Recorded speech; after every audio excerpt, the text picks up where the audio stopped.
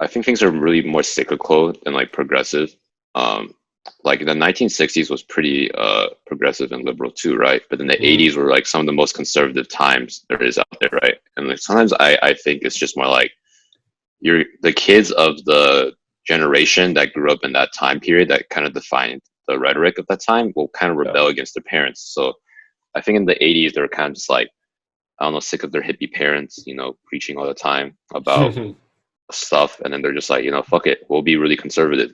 And then That's a good point. That's a and the good point. kids, yeah, the 80s kids, I guess millennials, right? They're like more progressive. So who knows? Maybe Gen Z, or I think the term after Gen Z is Generation Alpha. Maybe those two groups will Alpha. I be. want that generation, dude. Generation Alpha. Shut the I mean, fuck up. they they That's they ran collision, out they dude. ran out of letters in the in the alphabet, so they have to move on to Greek letters. A. Can you imagine being Oh yeah. Gen Beta? That's horrible. Shut the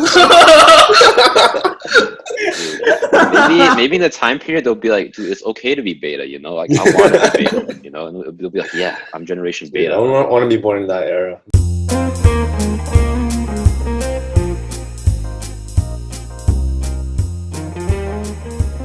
Hey y'all, welcome back to another episode of Nuanced Nonsense. This is your co-host Alex. And this is your co-host Ben, and I brought on two of my good friends from before college, Andrew and Peter. Andrew, I didn't know before college, and Peter, I knew in middle school. Anything you guys would like to add? I'm a bio major. Now I used to be a bio major. Graduated from UT, entering from an MCAT, and trying to get into med school. Hopefully, in the next 2 years. So it's gonna be a while, but yeah. I'm Peter. I recently graduated from UT Dallas, biology major. I just applied to medical school, and I'm excited to talk. So we typically start off with like an easy softball question, and so actually, funny circumstance. This was the second time we're recording this because there's an internet shortage, and Alex is the host, and just like canceled everything. So we're changing the softball question.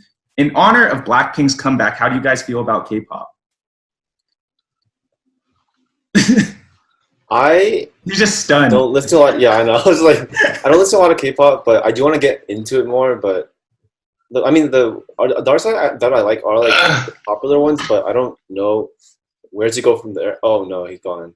It doesn't Gone, matter. right? Keep going. Yeah, I'll just keep going. Yeah. So, with K-pop, yeah, I mean, I think it's pretty cool. I want to get more into it. I don't know too much about it, but you have like certain artists I do like a lot, and they're mainly like I guess like they're in like pop, R&B, and hip hop ish. I think, but I'm not too sure. But yeah, Peter, you got something to say about K-pop? I think as a Korean, I might have a bias, but I think K-pop is amazing. I think its influence, and is undeniable. And recently, I feel like I have a very limited knowledge of K-pop, but recently I've been getting into it. I've been recently getting into other genres of Korean music. But I think K-pop in general, it does have its, I guess, pros and cons. Pros in that, it is like amazing in that its production, like cinematography, is impeccable. But the cons are obviously very manufactured. Like these past few years, we've had multiple K-pop idol suicides. Oh wow. And I don't know the exact reasons, but I'm sure like all the stress and fame of being an idol isn't a factor to that. So yeah, I guess a con would be that it is very stressful and tiring for idols. Wait, when you say manufactured, like, aren't most things manufactured nowadays? Like But- they Yeah, I nitpick at think- every single detail, right? Wouldn't you say so? But I think Yeah, that's another thing. Yeah. I feel like K-pop is just more notorious for that.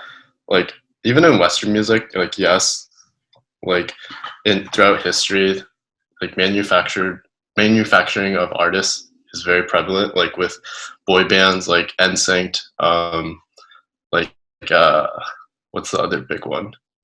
Backstreet Boys. Yeah, Oh, yeah, never yeah. mind. Okay, yeah. But yeah, I think like a big entertainment label controlling artists, like that's not no.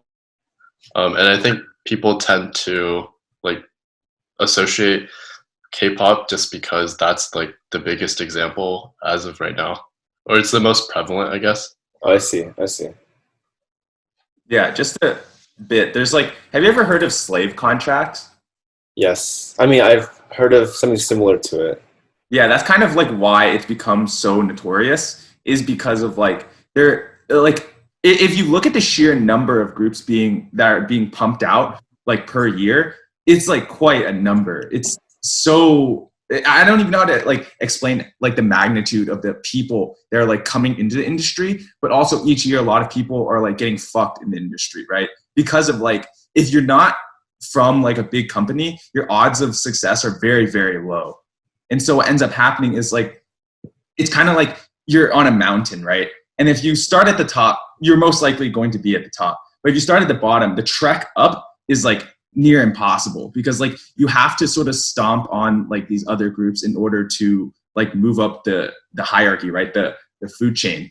And so what ends up happening is that like the companies that are already at the top, they don't want to like lose their status. And so they just like really, really manufacture everything about it, like how you act, how you like display yourself, how you dress, sort of like just everything involved. Like I'm sure Peter knows as well. It's just like the entire process is so like controlled in this. And it's cutthroat too, right? Yeah, it's also very cutthroat. So like I saw this video. Oh, sorry, I didn't mean to interrupt, but I No, saw go this. ahead. Yeah, okay, I saw this video by Asian Boss. I'm pretty you guys heard of the channel, right? Yeah, Asian yeah, Boss. Yeah, they're really popular. I saw their a couple of the videos, and one of them was about just the process that goes into being a K-pop star. I think there's a video about this person from Crayon Bob, right? You guys heard of that? I Yeah, know so that. yeah, so basically, like she was saying how every aspect of her life is controlled because she signed like a 5-year contract. So she couldn't date anyone. She couldn't text or see family. It had to do with all those things. And what was crazy was that you expect to earn a lot of money from it too, but when you sign the contract, you actually put in debt because the company does a lot of services for you. They house you, they set up concerts for you, they help you with like seeing people with like all those things cost money, and they put that debt on you. So you're basically being like on stage to pay off the companies that are supporting you, and so you don't make as much as you think. It's actually a lot of work, and you don't make as much as you think. And that was kind of crazy, like how with all that fame, they still struggle, like in a sense, financially, because they're always trying to pay back their debt. You wouldn't think so, but that's kind of what happens. I think it's kind of sad. You would think that I guess it varies between different pop idols, but I feel like if you're younger, then you have a lot less control over what you can do. And yeah, it just kind of it was shocking to see the fact that they go through all those things. See, I guess there's like always two sides to everything, right? And with K-pop, people just look at the nice side, the bright side, right? They don't look at the hard work and the sacrifices that go into being a K-pop star. So yeah. Yeah, for Alex who just rejoined, we were talking about K-pop and sort of like its notorious sort of like foundation, despite its like such bright success. Yeah, when I was listening to what Andrew was saying, I was like, low-key, that's kind of sounds like how people get into sex trafficking. Like when I went to dude, it's actually dope because like spring 2019, I went to a kind of urban project sponsored by my campus ministry, and they're talking about how like they get young women into like prostitution or like doing massaging, stuff like that, and basically it's like they get these young women or like people from like Southeast Asia, and then you're like, oh, you owe me a big debt, and then you gotta pay it off, so then I can help you, but you have to work for this like sex trafficking or sex industry, and then they can never pay it off because like the debt is way too big, and they kind of like victimize these people, or they make the girls feel like they're guilty basically. So the girls are like, it's my fault for being in this situation, and then it's just a never-ending cycle. And I was like, wow, K-pop and sex trafficking have a lot more in common than I thought. It makes sense though. They're dancing kind of scandalously. This is kind of like a weird thing. Sorry, this is kind of like an off-topic thing, but I think censorship is pretty big in Korea. I think pornography is actually banned in Korea, right? I'm not too sure. I don't know too much about that, but I think, like, I guess I don't know. I guess it manifests itself in like just how the stars appear in the concert. But I'm not sure that's like relevant. I'm not sure there's a correlation with that, but I don't know. But yeah, wait, Alex. Yeah, go ahead. I think there is sort of like that relation, right? Even if pornography was allowed in Korea, the groups are sort of like catering towards a target demographic. Like, it's very common for males to listen to girl groups and females to listen to guy groups. I think that's just very, very common, right? But if you look at the demographic breakdowns, like it is very, very heavily skewed. Like a lot of girl groups have very few girlfriends and a lot of guy groups have very few guy fans. And I think it's part of it is like they know exactly how to target their demographic, and it sort of like manifests that way. And like, for example, like what Alex brought up, when they dance very scandalously and they dress very like, they dress in a certain fashion, it's like, it's because like the fashion artists and all the people in the company know how to cater it. And like, they sort of like like, for example, whenever a group, like let's say have 7 people, right? They all are dressed in like similar colors, but then all the outfits are so vastly different. If you like take an actual detailed look at it, every piece of clothing is very, very different. And so that gives sort of like the extra appeal to like their target demographic. Oh, I see what you mean. Also, a different video from Asian Boss that I saw was about the training process, how that part's also pretty brutal too, because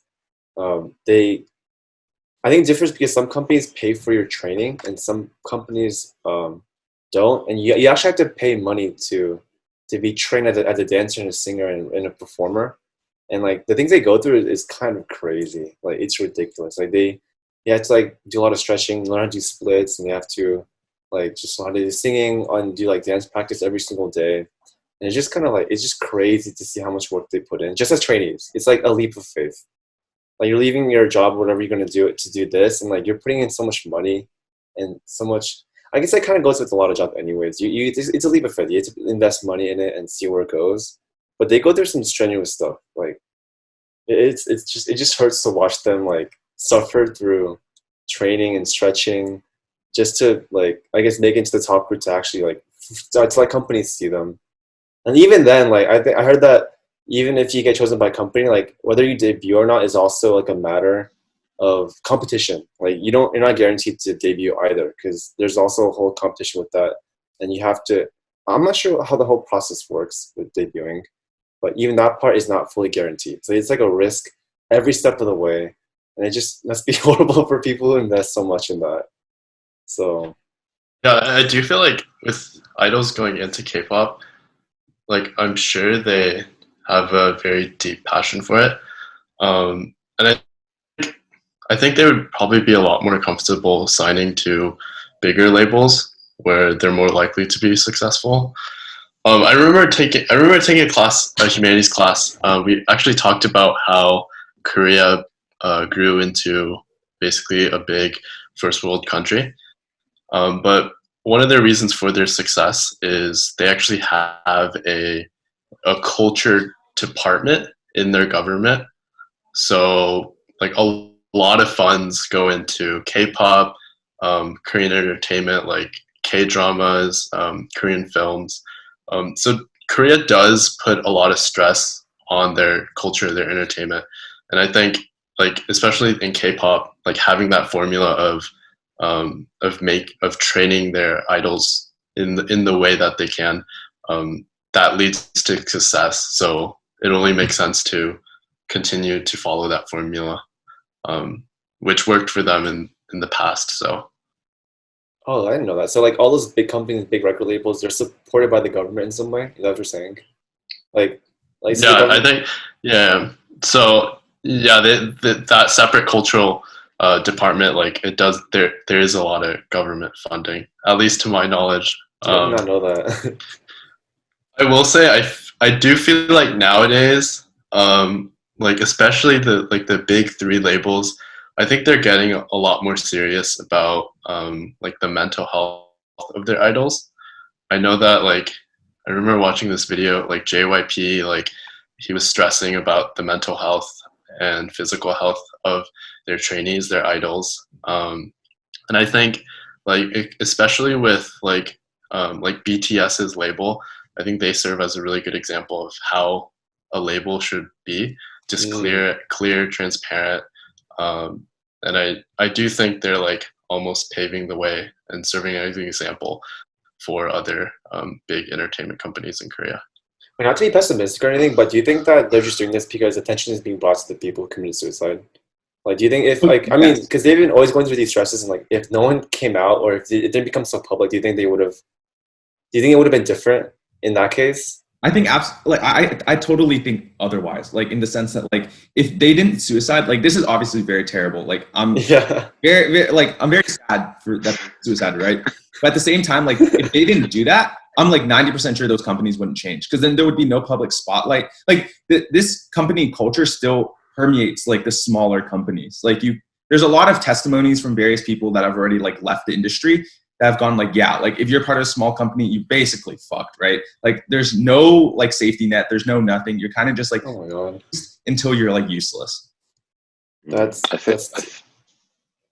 think that goes for like a lot of stuff. Like even in the US, like for a lot of these protests going on right now, like it wouldn't have necessarily happened if like unfortunately if like certain black men weren't murdered by the police. But because of that, like now there's riots and rallies for people to like bring awareness to like the cause, like, hey, Black Lives Matter, right? And then same with like I think LGBTQ rights, like that didn't happen until like the Stonewall riots, which was caused by like the police just like randomly invading like gay bars and gay clubs. So I think for a lot of things, it's just like if it doesn't really affect you, because a lot of people like aren't really gonna know about like mental health or something until like something really big happens. And as unfortunate as that is, like it takes like a big push, and like yeah, for a lot of like companies, like they don't want the bad PR, so they're gonna like put in effort to like seemingly care more. But I think at the end of the day, it was like even if their motivations aren't necessarily there from the start, like there will be some results, and that will build a foundation for like a better future.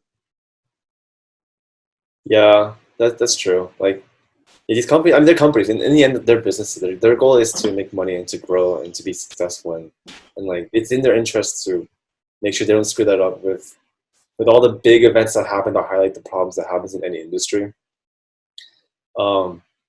Yeah, I think like this is a topic I've had before, but it's idea like how even if the intentions aren't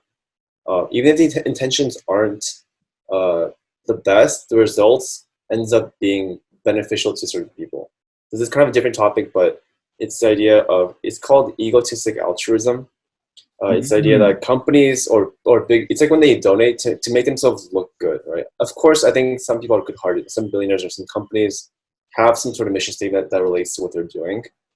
But I think that if you donate just to look good for PR, sure, it's kind of like, it's very snaking. It's just very backhanded. It's just like, it's kind of disingenuous for these companies to do this for the purpose of making themselves look better. But I mean, in the end, like these people benefit from whatever donations they receive, right? No matter what the amount is. Like I feel like people like they always criticize, but in the end, like what else can they do, right? I mean, they just like donate all this money, and like even though it's good for their image, like it still helps people. The end goal is still the same, right? Whether they donate it out of goodwill or no goodwill, is just people still benefit from it. I think that's what matters to me. I think in my opinion, that's like the important part, to make sure people still like benefit from that. This is also kind of a talk I had with some other people, but it's the idea, like if you look at Jeff Bezos, I mean, did I say it right? That's Jeff Bezos? Yeah, Bezos, right. Yeah, okay, Bezos. When he donates money, people will never be happy with how much he donated, because he donated like 100 million, and this guy is the richest man on earth. That's actually nothing. That's tiny. It's like crumbs of the cake.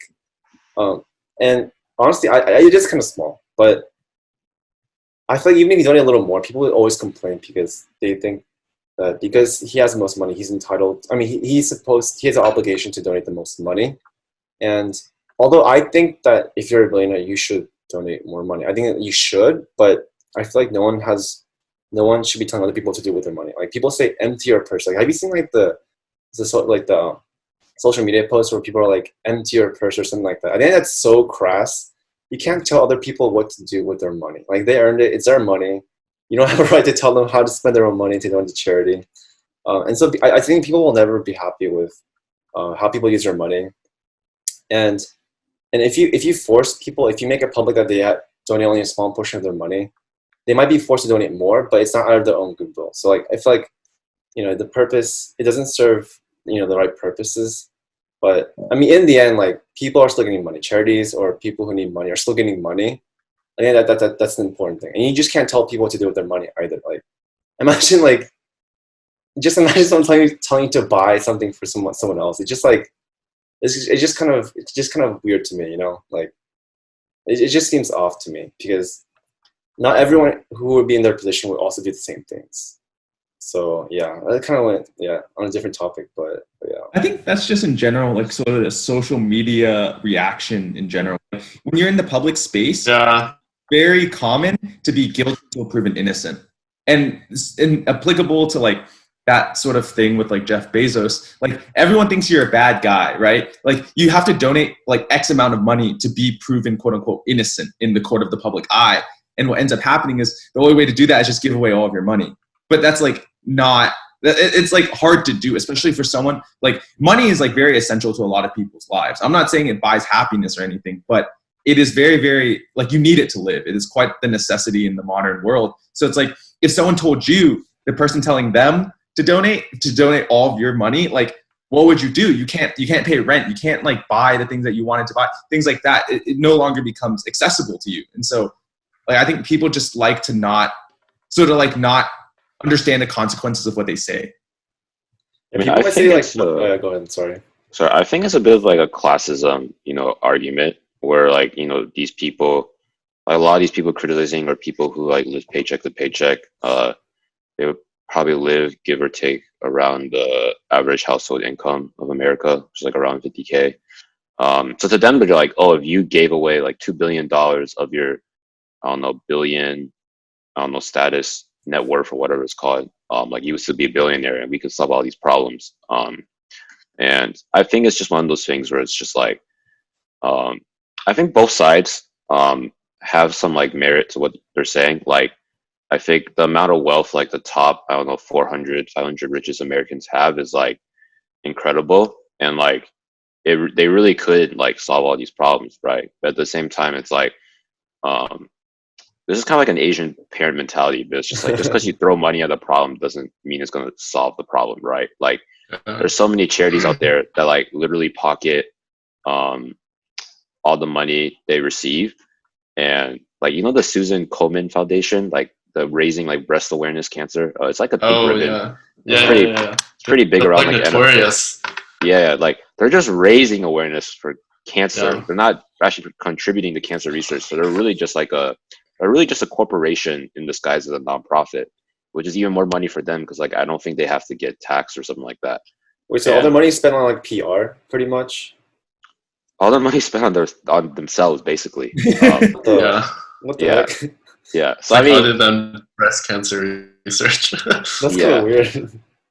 It's a very clever loophole. That, it's very messed up, and I can see why a lot of people, like I know at least for like my family, they're like, we do not want to like donate to charity because like we don't trust where these charities are putting their money in, and it's like that's fair, right? Because like a lot of these charities don't have great records, right? Like College Board is another nonprofit that like their executives earn 300. They're a nonprofit, yeah. Their executives earn 300K a year. And you're like, wait, this sounds awfully like a Wall Street company, right? But then you see what the stuff they do, like they charge, like honestly they own the monopoly, or I guess with like ACT, they basically own the duopoly, where it's like, you basically have to go through their tests to get to college if you want to go to a good college. So then like they know they can overcharge you, so they charge you for the SAT, for each AP test, and then if you want to see your score and the online portal is not working, you want to call them, they charge you for that too. They sell your data as well. It's just like, they poison the water supply. Like literally like nothing, like a lot of these nonprofits don't have good track records. Like basically what I'm going back to is like, I can see, like, I'm not sure if like all billionaires who like want to donate would think like that, but there's an easy excuse for them to like kind of use. They're like, hey, I don't believe my money would be going to a good source, so like, why should I? Mhm. Wait, so question for you guys. What do you guys think of, like, I guess it's kind of similar to what he said, but what do you guys think of companies that donate, that don't spend all their money on charity itself? I'm not saying companies like, those scumbag companies like College Board and stuff, or AAMC, but I mean like companies that actually like don't spend money for themselves and they just spend money to keep things running. Like, like how some like organizations spend like all their money donating to charity, right? Everything goes to charity, and then some companies like maybe like spend half it on like charity and half it just for like, I guess, maintaining operations and paying their employees. Like, what do you guys think of those kind of companies? Like those companies that don't donate all their money to charity or whatever their goal. Like by companies, you mean like nonprofits, right? Yeah, because I think it depends on the type of company / nonprofit. Yeah. Yeah, like have you ever heard of like Amazon's sort of like model here? They basically, the thing is like they pay for operations and then everything else like goes back into the company in like R&D, sort of like that. And I think that's I like that model, right? Because then it's like you're not overpaying executives, you're not sort of like doing all these bullshit things, and you're actually trying to move your company forward, right? And likewise for a nonprofit, I would like it if they sort of ran under that model too. But the world's a crazy place. Yeah, to sort of add on I to remember that. reading on Reddit. Oh yeah, go ahead. Yeah. Oh, go ahead. Oh, go ahead. No, I've been talking too much for you. You go ahead, dude. Go ahead.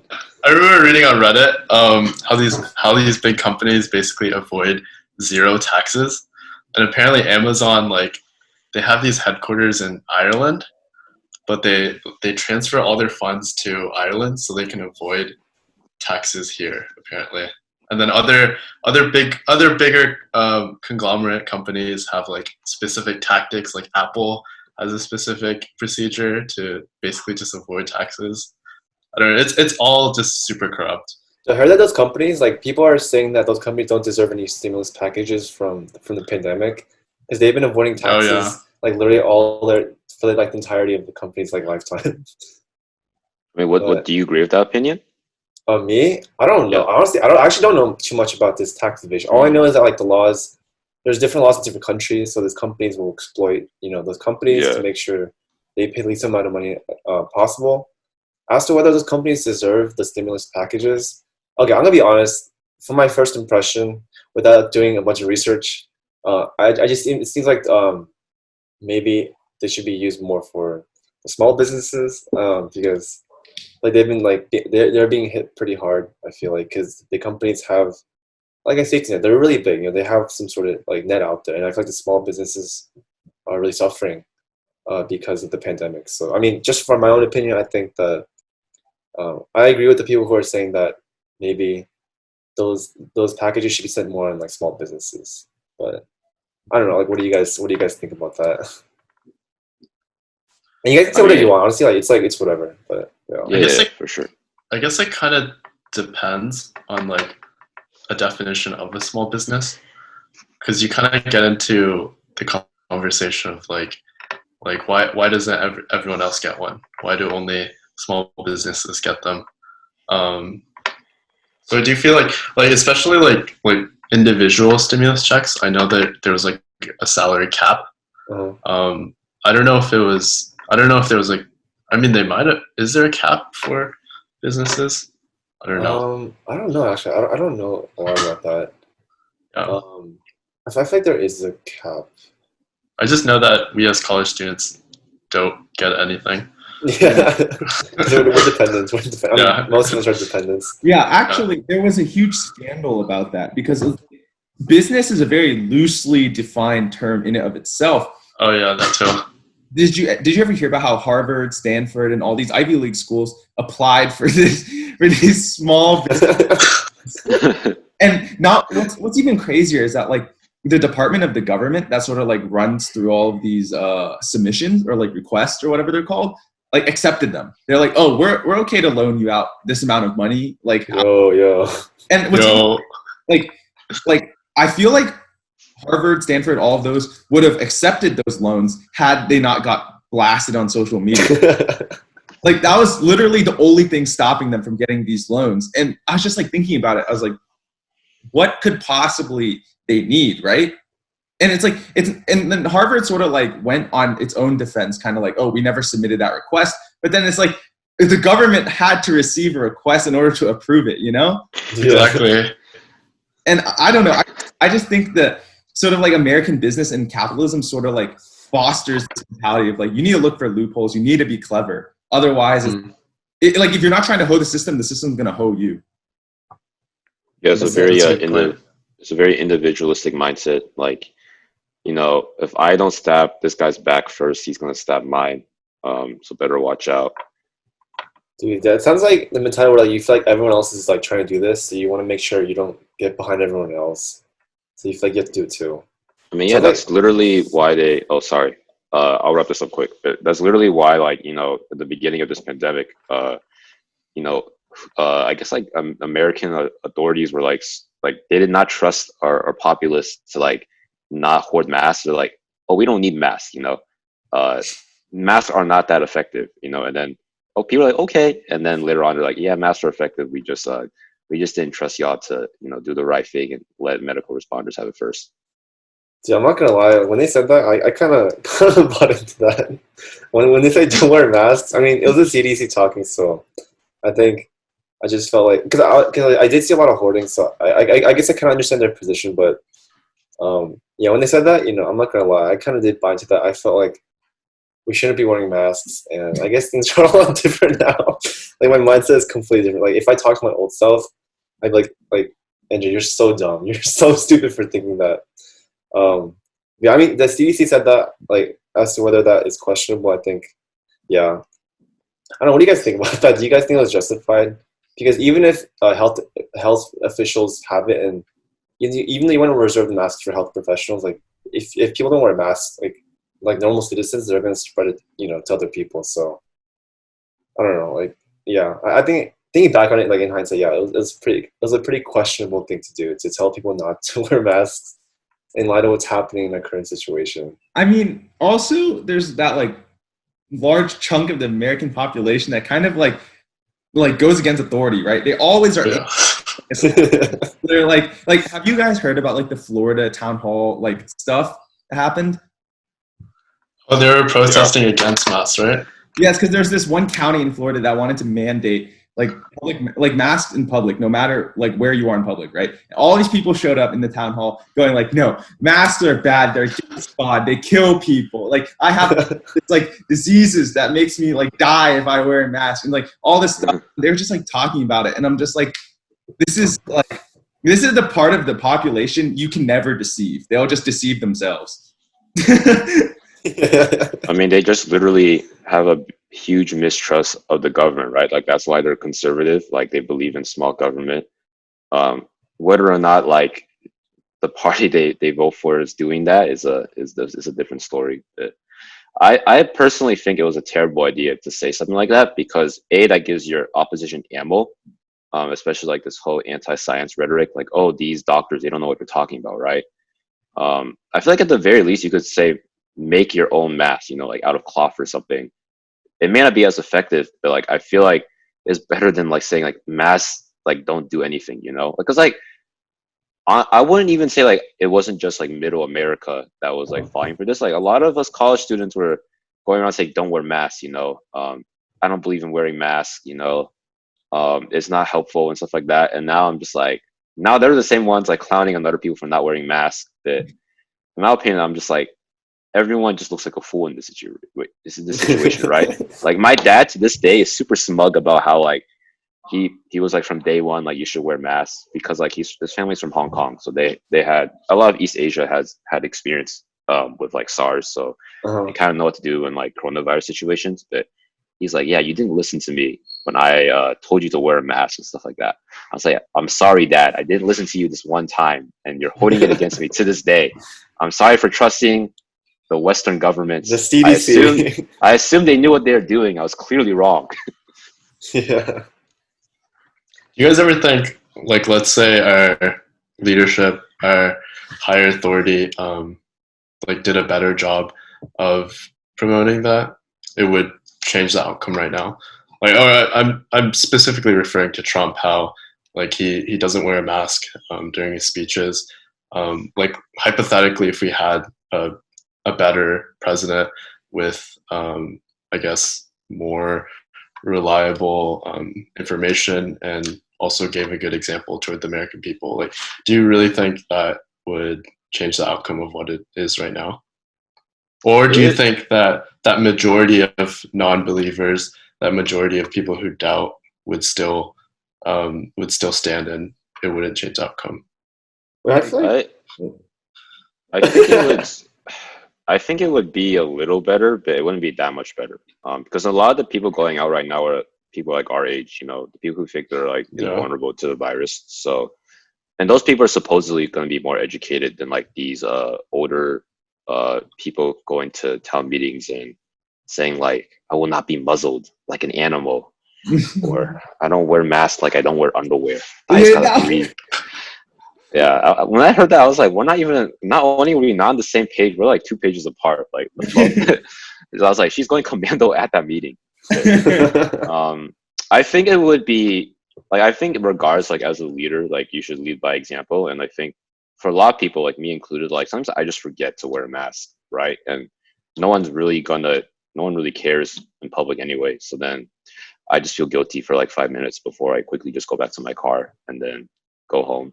But I feel like if you like lead by example, there's like more of a culture to be like, hey, you should wear a mask, right? Versus like right now it's kind of just falling on like judgy college kids who are just like, you aren't wearing a mask, you know, you scumbag. that's it. Yeah, you show example through like action. It's one time I was going to Fat Straws, which is like a bowl place, and there's this like big group of friends. Like it was like 6 people walking in, and like they had no mask. And I walked in with my mask. And I'll just like kind of pause and walk back to the car and then put on their masks. But yeah, it was just kind of like crazy how if they didn't see me, then they would have like gone in without wearing a mask. And whether it would have made a big deal or not, it just shows like what Alex said, that it's best to lead like through your actions, right? It's best to lead through examples to make sure. Like, yeah, I guess you bossing people around won't really help. It just like seems like you're kind of putting them out or you're being condescending. But if you just kind of subtly have a mask and just show that, you know, no matter what, you don't like, it's like, it's whatever, right? You still wear a mask. And it'll convince them to also wear a mask too. I remember walking into Chipotle to pick up an order. It was like lunch rush hour, and there was a line of people, right, waiting to order. But I think this Chipotle, like, they had no rules for capacity. So I wore a mask, and then I was like one of few people wearing a mask in there, and everyone stared at me. Everyone was like staring me down, like as I grabbed my Chipotle order. But I don't know. I think recently now people are becoming a lot more serious now. I notice a lot of supermarkets are like mandating the usage of masks. But I think a few weeks ago, like it was almost like everyone felt like everything was normal now. And I know in Dallas, like it's getting exponentially worse. Like I think today it was like 700 cases or something. Oh wow! Wait, 700 cases like just in one day? Yeah, just today. I mean, today there's 50,000 new cases in the U.S. Greg Abbott, you know, who's been pretty wishy-washy on this whole coronavirus situation, was actually just like, yeah, he just issued a state executive order, so everyone has to wear masks. So I feel like the Republicans are starting to come around and be like, yeah, this isn't going away for a while, and that'll be worse for the economy, which is like their main priority. So now they're like, okay, y'all need to wear masks. The only problem is I feel like the populace that doesn't want to wear masks, like, don't want to wear masks. So it's still an uphill battle. Although one good thing is that I think testing is like crazy high now. Like I think people have been looking at that, but sometimes I go on Google and type in CDC, like coronavirus, and look at the data. And the amount of tests, they do so much testing now. It's actually really, it's kind of like reassuring to me. of course, we're not at levels that we need to be at to really make sure that we can like analyze the trajectory of like the virus. But I think it's getting a lot better. Like we're now getting like a much clearer picture of how this virus works and what happens when you mess up by not wearing masks or reopening at certain times, and like what happens when two things coincide, such as a protest and the reopening of the businesses. So I think it's really good. Like we're getting a much clearer picture of how things are really appearing, which is like a, I don't know, 0.5% like death rate out of people getting, I don't know. It's like, it's kind of getting there, which is, I think it's a really good thing. Yeah, I think the cases are like rising, but the death rate is like around the same or declining. So that's good. Yeah. Go ahead, Ben. My bad. Tangentially related, Andrew brought this up earlier, and he was talking about how like there's a group of 6 friends, and he called it a big group of friends.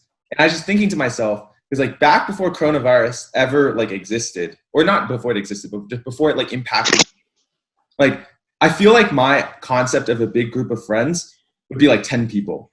But now, like, I would think about like 5-6 people is a big group of friends. So I was just curious what your thoughts were on like sort of like the situation is like impacting sort of like your connotation of certain things. Oh, that's a really interesting point you made. I agree with that actually, because 6 would have been like to me a medium group. I think 6, like maybe 4 to 6 people is like a good sized group. You know, like if you have like one person, like if you have 2 people, then it's kind of like either you're dating or you're just really close friends, just hanging out, casual hangout, right? Just a very intimate hangout. When you get 3, it becomes more interesting because there's like more dynamic between like you and the other person. And when they have 4, I think 4 to 6 is when it really becomes like a more medium sized group. And once you get bigger than that, it's just like you can straight up just call it a big group. But I think now with the coronavirus, for sure, like if I see like even like 4 people, I kind of like get a little bit tense. Like if they're not wearing masks, I feel kind of tense. I'm like, guys, come on, you guys can do better than that. You know, I don't see them wearing masks. So yeah, I think his hangouts have been very limited. I feel like hangouts, the appropriate number for people to hang out, if they do, is like maybe like 1 or 2 people. I took like rap photos in Austin, so like I can't like I can't hide that fact, but that was still like a pretty big group of people. Like we had a little scare there, and I'm kind of glad we're through that. But yeah, that was a pretty big. You don't see that many people hang out in big groups anymore. So yeah, I think like with the coronavirus, it's like a lot of. I think there's a lot of norms. I think a lot of like. I think there's like a norm shift. I'm not sure if I'm using the right words on what's appropriate and what's not appropriate. I think it's really affecting how we interact with other people in our daily lives. I mean, now, like, if you look at me now versus me, like, last year, like, I would straight up be considered germaphobe. Like, straight up. Like, I'm pretty sure you guys can agree with that. Like, I wash my hands, like obsessively, which I think is, like, everyone should be doing. But whenever I, like, walk around, like, I see germs everywhere, even if they're not really there. Like if I go to the gas station or touch the handle, or if I go to the convenience store and touch the door handles to the bathroom, like in my mind, I'm like trying to keep track of what I touched consciously, and like that just kind of like makes me really like uneasy. I go to my car, I touch my my shift, my stick, my whatever the shift. I'm not sure what you call that. Yeah, whatever. And then I also touched like the steering wheel. I touched like the lock, like everything I touch, like I'm like hyper aware of it, and I think that also goes with interacting with people. Like, I think there's like a transition period where like I see a person like, what do I do? Do I shake hands? Do I do the elbow? Do I do the feet tap? Do I give you like a shoulder bump? I don't know what to do, right? But now it's more normalized to just say hi and keep your distance. I think it's like become a lot easier in my head to do that without feeling too awkward. Because there's one time I went to like a birthday surprise thing. Like like it's like where you drive around honking for people to get just as like a show of like. You're keeping your distance and you're kind of like showing like happy birthday. And like, and when they took a picture, like I felt so awkward. I just stood there like away from people, and I felt like, what am I supposed to like this? Am I supposed to do this? like my hand, I'm not sure what to do with my hand. I'm just like standing there like a totem pole. And like, I think that was at a time when people were still kind of adjusting to the whole idea of keeping your distance. I think that now, for sure, it's so normalized. I can keep my distance. I'm like, hey, this is not awkward. We're still like friends, This is not awkward at all. This is completely normal now. Keep your distance.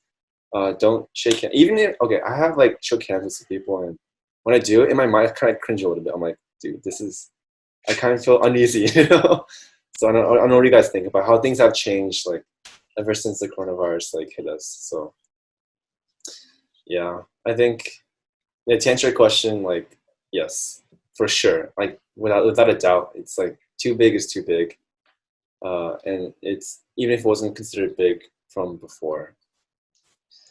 So yeah, I think like Ben told me like about a video about it's like a YouTube video where this girl was talking to herself. It's like a skit where she's talking to her old self and like yeah, it's like how she was talking to her old self and first it was like it's like March versus April and so between those 2 months, you know, it was like the old self didn't believe that coronavirus was gonna hit that bad and like the future self was like, oh, it's gonna get really bad. And then it goes even forward with the protest. It goes to like an entire new level, and just like how there's like a, can I say paradigm shift? Is that the appropriate word to use in this case? Like your mindset just completely changes from what you thought of before and what you thought of now. Because before the spring break, like I could not imagine this could happen. I was hoping that this wouldn't happen, like how our lives would change.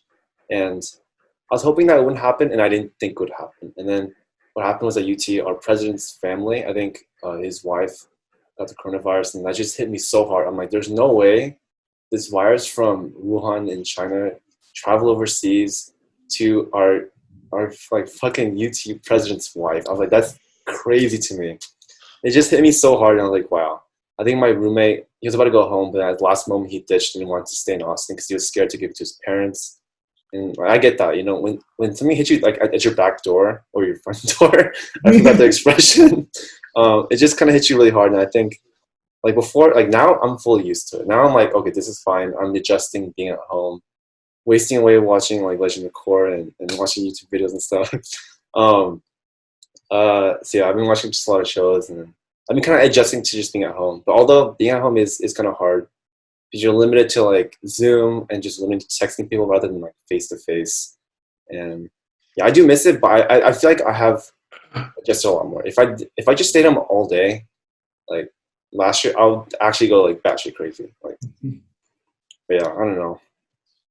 Yeah, Like, I think for me, like the norm is just that like I can't remember what it was like for life to be normal. Because like honestly, it's like there's no end, there's no timeline for how long this virus is going to be here. Some people are saying like it might just be like the regular flu. We're just going to have to hope they develop a vaccine. We'll just deal with it, you know. Some people are saying that like I think Fossey was like, it doesn't even matter if there's a vaccine. We have the anti-vaxxers. I'm like, that's an excellent point.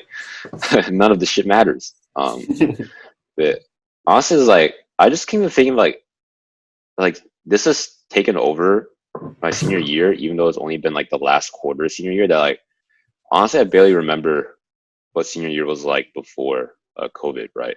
I'll have like some memories where I'm like, oh, I remember like, you know, hanging out late at night with people or like walking around. But I'm just like, it just seems like that was a completely different year.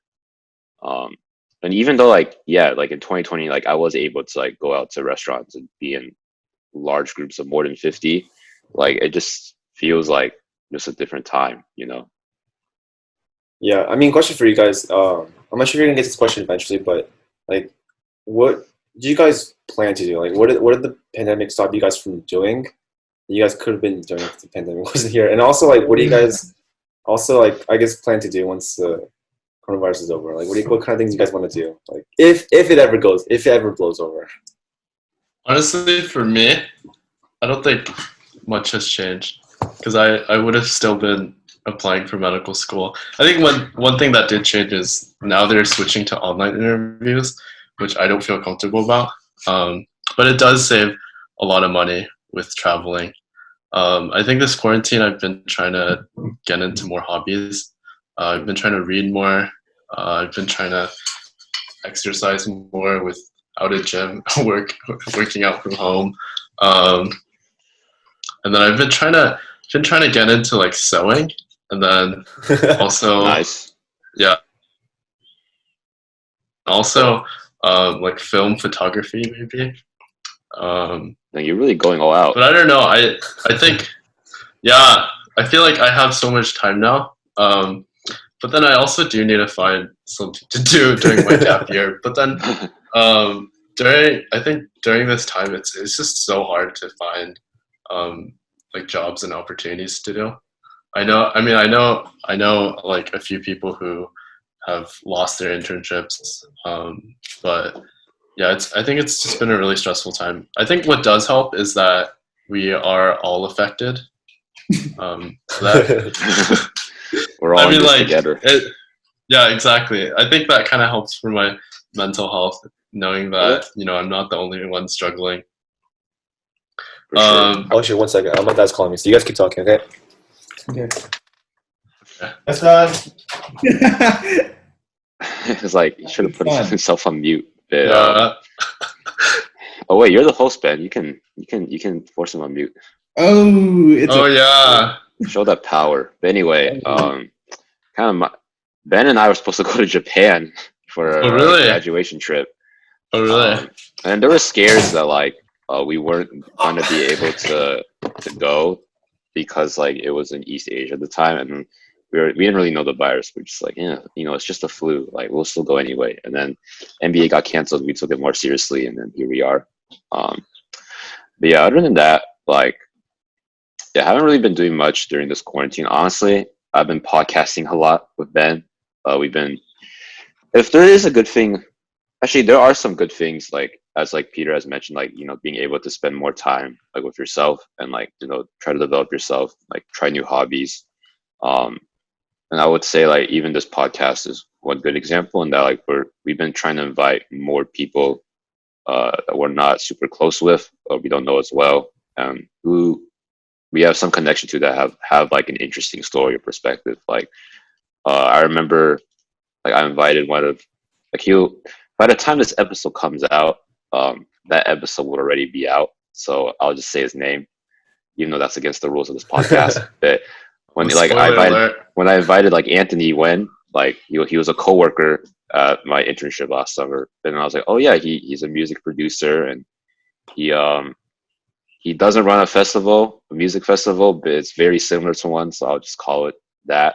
Just be like, oh yeah, I am associated with these like people who do interesting things, and like it just reminds me like, hey, everyone probably knows like a lot more people than they think, or like they're friends of a lot more people than they think, but it's like you really gotta like put yourself out there and like reach out to people even when it like seems awkward, right? Like just the other day, I was like messaging people to come on the podcast, and honestly like I really wasn't like I've never even messaged them like on Facebook before or texted them, but then I was like, I just gotta do it anyway. And then they were honestly like pretty gracious, and I feel like maybe I'm projecting, but I feel like they were also just really happy to be reached out to, especially because they were kind of in the early stages of postgrad, like 2 years in, or maybe they just haven't talked to people in a while in the pandemic. But I feel like reaching out to people, maybe because of this podcast has also been like a good skill that I have acquired this time.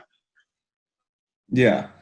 On top of the Japan thing, I wanted to go to like concerts and other large scale events, and all of those got shut down. I'm just like, and on top of that, like because of the pandemic, I've been playing a lot of League now, and I just remember on the day that we like our commencement when we graduated officially, like me and the boys, like as soon as it ended, we were like we're like, okay, who's ready to play some League of Legends? And like sit down and think about it, we're like, damn, dude, right now we should be like drunk as fuck. Like we should in our life when we've been celebrating graduation, right?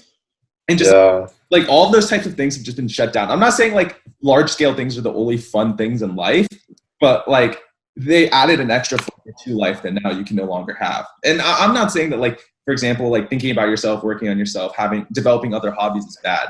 I'm just saying that it sucks that you no longer have the option to do these things. Since we're all we were seniors, how did you guys feel about online classes and then also canceling graduation?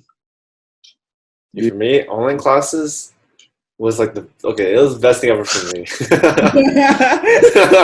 Not gonna lie, I did miss human contact. I think that is always the best. Like there was this class called Cell Bio that I actually did like. I was kind of enjoying because the teachers were really good. They're very, very good teachers, and I wanted to like kind of put in the effort and do well by being in class. But now that I went online, I actually lost so much motivation.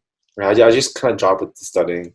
But then I guess like they had online tests, which was a huge boost. That was actually amazing for me. And like I think I was able to do like better than I would have expected because of the whole online classing. So I think I'm glad that it happened, but of course, there's a give and take. I mean, you sacrifice time you get to spend with your classmates and possible friends you might make, or you sacrifice time just being on campus and just like being a student, right? Just like working and moving around, like moving around campus and just eating out or whatever, or just like hanging out and like studying together. All those things are kind of gone now. Like I really do miss that, just studying together.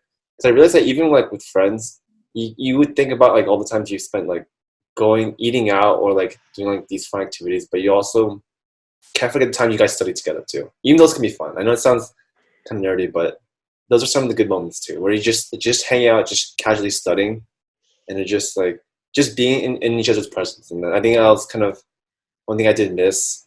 Like I kind of like hated about having to deal with like not being able to spend time with my friends, with the online classes that came on. But again, I can't complain too much. Like the online classes did help a bit. So yeah, I also think like a really interesting thing that we've brought up several times on the podcast by now is the idea of like you're paying for college, right? But a lot of the times the education is like subpar, or it's not like the primary focus of what you're paying for. Like what ends up happening is you pay for college, and the most important part that comes out of your college are these soft skills that you acquire. For example, like learning how to network, learning how to like make connections, make friends, make sort of like things that are, they're not like traditionally taught to you, but you sort of just pick it up by being in a space with a lot of people.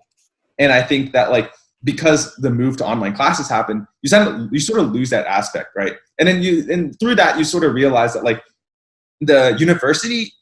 most universities in general don't care too much about the education aspect of college, right? For example, like a lot of professors aren't good professors. They're sort of like people that do research, right? And they have to sort of hold lectures, hold classes as like sort of like a contingency, as opposed to like their primary like reason being there. For example, like business classes, a lot of them run businesses on the side. Like a lot of science professors, they do research. Like a lot of like communication majors, they like do something else on the side. Like teaching is secondary, and as such, like it sort of reflects in the education. It is treated as secondary, and so I think it's like really interesting that when we talk about online class, because when we moved to online class, you lost, in my opinion, the most important part of college. Yeah, I remember that Facebook page, the Zoom memes for quarantines. But basically, there was a thread, and this person was asking, like, how many of you are taking gap semesters or gap years? Like, and these are people in college, and like a bunch of people started replying, saying how they're not getting the full experience of college, so they don't want to pay tuition for another semester if it's just going to be all online classes. And then some people were complaining that some of their majors are very hands-on, so they don't get that full experience, and they just say it's not worth it to pay full tuition if all the classes are going to be online. So me, like, out of school, it makes me realize like how much COVID has really affected those in school also. But yeah. Oh, this is like one small thing, but so for one of my business classes, it's called social entrepreneurship. It's literally a class where you just present stuff. There's no tests, no quizzes, no nothing. It's just like attendance and presenting.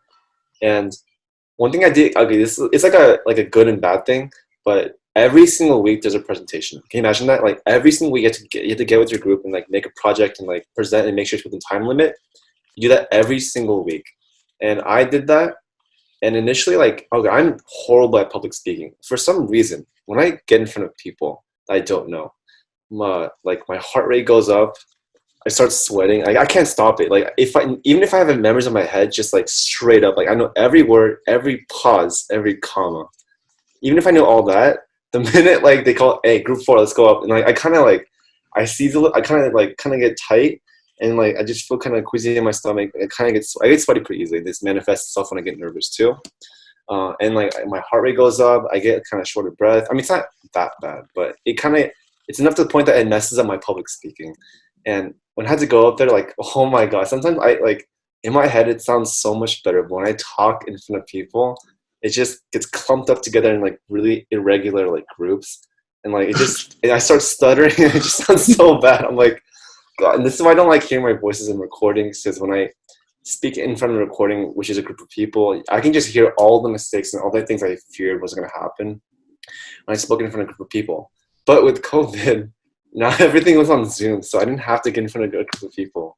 So I just like wrote some random stuff on like on a piece of paper, and just I know it's really bad. I just read off of it because I mean I kind of justified it by saying that there's a time limit, so I want to make sure I get all my things in. To me, getting all the information in within like a specific time limit was more important to me than actually learning how to speak in front of people, which is not a good thing, but I couldn't avoid it. It's just my tendencies, and I was ready to get better at public speaking if there wasn't a COVID, but because COVID happened, all my presentations for all my business classes were I just kind of read off the script and feel kind of guilty because I kind of this could have been a great way for me to get really good at public speaking, but I mean they're kind of similar, but not really. Like you're in the comfort of your home, like you're not. They can only see your torso and up. Like it's like pretty nice to not have to worry about that. And not wear pants. Not wear pants. Dude, this one time, my social entrepreneurship teacher, he's like kind of like having like a fun and she's like, hey, check this box if you love your mom's home cooking, or check this box if like playing video game. And one of them was like, check this box if you're not wearing any pants. And he was like, I know I'm not wearing any pants. I was like, oh, that's weird. This guy's like 7 years old, which makes it even weirder. Dude, it's a creepy old man.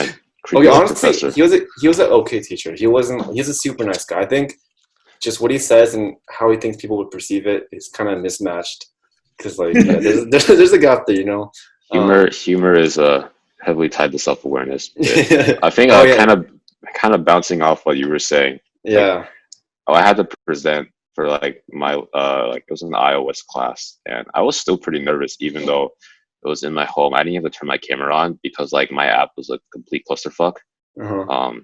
I won't go into that. That could be its own 30 minutes of rage because of what happened to that class. But let's just say, at first I was excited for online classes because I have trouble waking up and my classes are in the morning. So I was like, nice, I will basically not go to class. Or it's like, it's just like the computer's right there, so I can like turn it on and then go back to sleep. Mm-hmm. But then classes got harder because one of my professors retired, like just after spring break. He was just like, "Fuck it, I'm out." And so he did not want to deal with Zoom, which was ironic because this was a computer networking class. So if anything, he should know how to use Zoom. But anyway, I digress. So we got a new professor. She was a lot more harsh and stringent. We learned a lot more. I understand networking better. That's not why I signed up for the class, because I thought it was going to be easy. But basically, I spent a lot more time at school, and yeah, it was like very annoying. Especially because I was like, at first I was like looking forward to online classes because like I thought it would be like it would be online. But oh, this guy. West Campus. Unprofessional. Yeah, we're recording. Come on. Dude, shut up. Hey, this is a very real conversation to our audience. Like, this that is friend who just goes on his phone and just like dips, Oh my! This is so rude. Like this. Or they're like looking down. Or they're using their laptop, and you can like clearly see. Yeah. What are you guys talking about? We're talking about you. Oh. Keep on leaving. Anyway, I'm gonna finish my story since it's not good enough for y'all or for Andrew. But yeah, I basically thought like online classes would just be like, oh, we'll just be in West Campus, but just online. So I was like, oh, we can just hang out and chill. And then we got kicked out, or we were told you should probably go back home. And then I was really mad at first because I was like, it's not fair how like senior year, I had a really romantic vision of how it was going to end. Like I could go to all these events with my friends and we'd take these pictures, the last hurrah, and then like never see them again. But then now it's just like that never seeing them again part just like kind of got bumped up. So then I was like, this is unfair. And then I was like, and then whenever like people would tell me to calm, or people didn't tell me to calm down, but I kind of just felt like when I was hearing comforting advice from like older people, I was like, but y'all got to experience like your senior year. So it's like, or the end of your senior year. So I was like, I don't really want to hear from you. Yeah, you guys know what it's like. Yeah. Because like, it's just like, it's like if a rich person tells like a poor person, like, dude, stop being hungry. Like, there's kids in Africa, right? And then the person's like, that doesn't change the fact that I want to eat a sandwich right now, Yeah. But basically, I think I calmed down more when I was like, I saw on Wikipedia that like, yeah, this is definitely considered like the worst socioeconomic crisis since World War II. Oh, like, you know what? Whoa. we are all in this together. It's not like people are trying to screw my romantic senior year from me. So I'll just calm down. I feel like as of recently, since like we're in our early 20s, I was like, hey, this is supposed to be one of like the best times of our life, or just to be young, and then we're just spending it at home. So I was like, it's unfair, but it is what it is. Tangentially related again, but like when you're talking about public speaking, have you ever like, so to have a little anecdote about myself, I remember I was really bad at public speaking, and what sort of like helped me was like sort of instead of having a whole script, just having bullet points, and then you expand on the bullet points yourself while you're talking. Have you guys ever like tried that? I'm just curious. Kind of like when you're making a PowerPoint presentation and you're just trying to focus on those points and then elaborating on those instead of just reading straight off the PowerPoint. Yeah, like for example, like the thing that I did is like, well, I remember in the end of high school and in college, whenever I presented something with a PowerPoint, I wouldn't look at the PowerPoint. That's a good point. And so I was just curious if you guys have ever tried that. Yeah, I'm so bad at that, honestly. So I think I still read off the bullet points. It's like, so the presentation is worse. Yeah. If I prepare well, I do this thing. Sorry, I'll finish up quick. But I do this thing where like I write a giant like essay, like a script of what I actually say, and then read over that multiple times. It's in my head. It's floating in my head, and then I write the bullet points. I know it's weird, but like it helps to rehearse all the words I might say, and once I get that in my head, then I could easily kind of like have bullet points and go off from that. So it's a lot more scripted than what you should do, but it helps me because like I feel like I'm not the best at ad-libbing sometimes, and it helps me to know what I have to say and what I can choose from. And once I get that whole thing in my head, like floating in my head, I make the bullet points, and it helps me to make things more fluid. I mean, it's just kind of what I do, but I think it is a good skill to just be able to improvise from bullet points that you wrote yourself. I think if you're really passionate and you know your material like really, really well, then making bullet points shouldn't be a big deal for you, right? If you know what you want and you know what you say and you know what you want to convey to your audience, I feel like having bullet points would be okay. But I think for things that are school related, I'm not very passionate about business, but it did help for me. It's like kind of how I dealt with like public speaking back when I was in class for my social entrepreneurship class. But yeah. I took a really interesting class. Probably the most interesting class I've taken in college. It's called honeybee biology, but it's basically studying bees. But we had to do an oral presentation at the end of the semester, which I was not looking forward to. But luckily, COVID hit, so so I got to just record everything. But then also, he didn't want like our webcam on, so it would just be voice recordings on PowerPoint presentation. So like I would write like so much in the notes, and then what's good is that like I could edit it. So each slide, like I could record. If I messed up, I could just re-record. But yeah, I talked about it's kind of off topic, but zombie bees. How there's like this specific parasite that affects bees.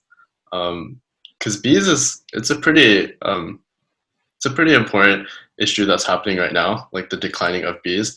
And bees basically help our produce, our livelihood, all of our food. Apparently almonds, they 100% depend on bees. So if we didn't have bees, we wouldn't have almonds. But basically almonds. Yeah.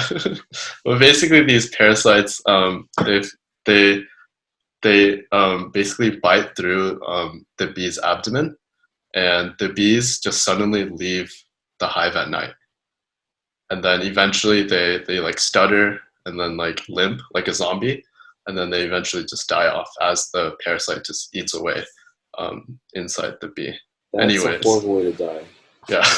But that's another big issue happening right now. Like this parasite has really been affecting the bees.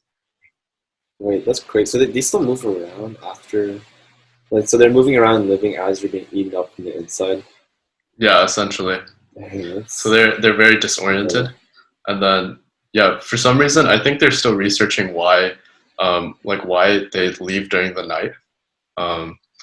But yeah, they still haven't figured out the exact reason for that.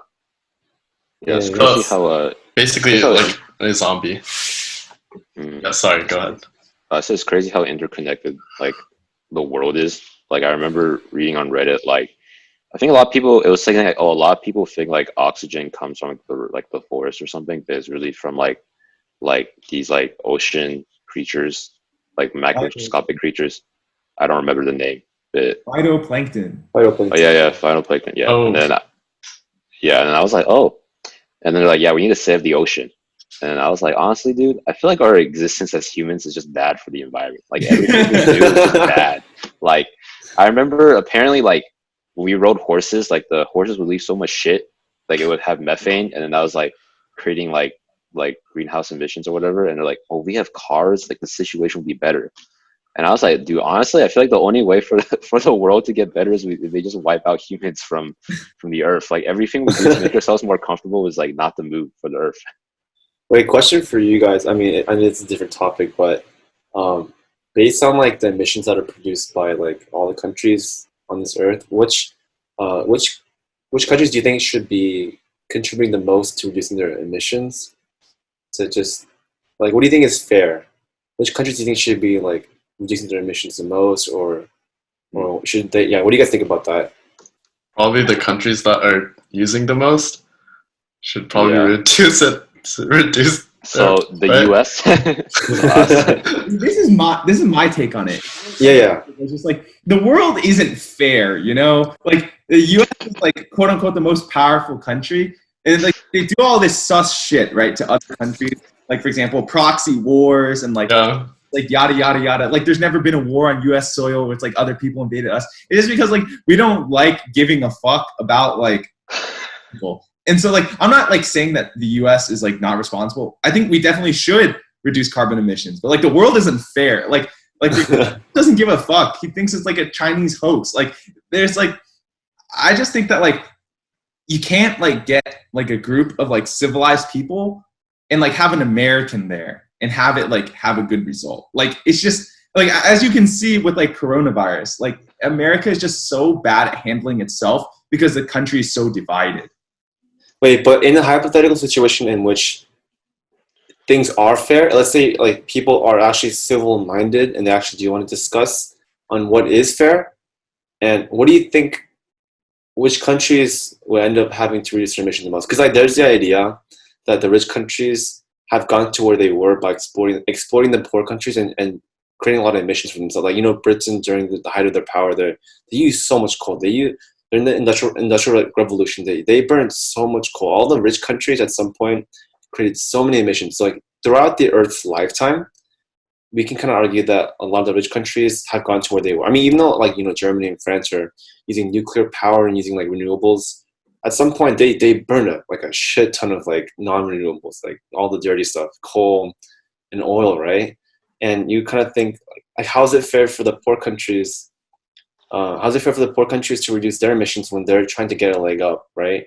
Rich countries have the technology and like everything they need to like be self-sustaining with renewables. Like, how's it fair for the like? Okay, it is true that like China and India and I guess the U.S. are like producing a lot of emissions. So from practical from a practical point of view, it does make sense because if you produce the most emissions, then obviously you should reduce more of it, right? Because you produce the most. But then historically and just like throughout the Earth's lifetime, right, the richer countries have produced like a lot more carbon emissions. So how is it fair for the poor countries to reduce more than other countries, right? If they just got started on like developing their economy, right? So I mean, there's all yeah. Go ahead. You want to say something? I also think part of it is like you have to like look at the demographic of like these countries, right?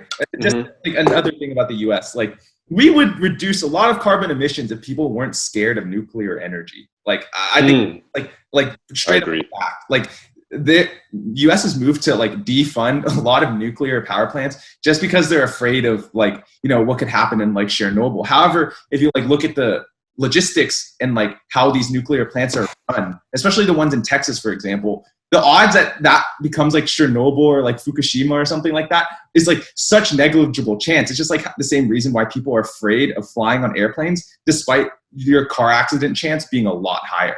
I think it's like the fear of the unknown like really permeates in the US, and not even just the US, like other countries too. They're afraid of like what would happen if you switch to non-renewable energy. Like a friend of ours, he's a chemical engineer. He came on a previous podcast and was talking about how like non-renewable resources are actually like, they're not going to run out anytime soon. Like you could still like sustain like all these like big countries off non-renewable resources for many years to come.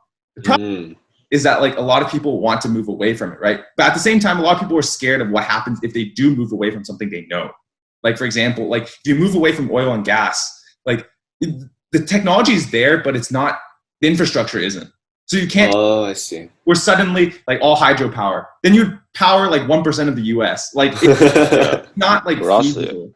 Like a lot of things that we have are like you can derive it from like oil and gas basically. Mm-hmm. So it's like it's A, super difficult. B, I think a lot of the renewable technologies right now, like you need to still mine for that technology, which requires like harming the environment. So it's like there's not really a quick solution. Like I honestly do think like nuclear is the move, and like I know people are scared, but it's like, you know, the reason why like a lot of these accidents happen is because like they're placed in like along the coast and there's like an earthquake.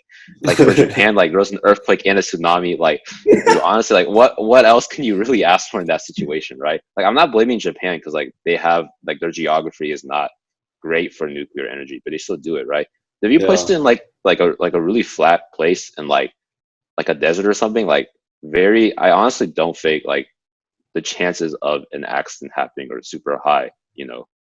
But I guess those places on the coast because of access to water, was it? I'm not quite sure of the reason why, but because they use like water to create the steam, right? They heat up the steam that turns like the turbines, and I guess in the event of an accident, the water could also be used to, I guess, cool it down. Honestly, this is like pseudoscience. I feel like I'm just spitting out like bullshit right now. No, I think they did need a water source. No, they do. Oh, okay. Yeah. Like having a ready water source is like a really good way to make sure you don't have to worry about that. If you're like in the desert or some place where there's a steady source of water, then that could okay. be like a logistical challenge. I watched like a YouTube video on this. The reason is because he's an expert now. Specific heat. What? What'd you say? Wait, can you say that again? Water has a high specific heat. Uh-huh. And so, right. Like for example, when something heats up really fast, you can use water because water can take a lot of energy because it has a high specific heat. It takes a lot of energy to boil. And so, like, for example, if something gets overheated, you want, like, pouring water on it is not a bad idea. Oh, I see. It just absorbs a lot of heat, right? Yeah. And so that's, like, part of it. But, like, I see. if you're in Japan or you put in, like, California or something, it's obviously, like, not a good idea. Yeah. But there's also ways to do it in, like, places that are landlocked, like, i.e., like, in the middle of fucking Texas. Like, also, one more thing to add on to what Ben said was, yeah, it's like also there's also like a cost perspective too. If you compare natural gas to nuclear power, the infrastructure required to create natural gas and to start it up is like 3 times cheaper than starting a nuclear power plant. And also for nuclear, it takes a long time. Once you build it, you have to wait a long time for you to get your return on your investment.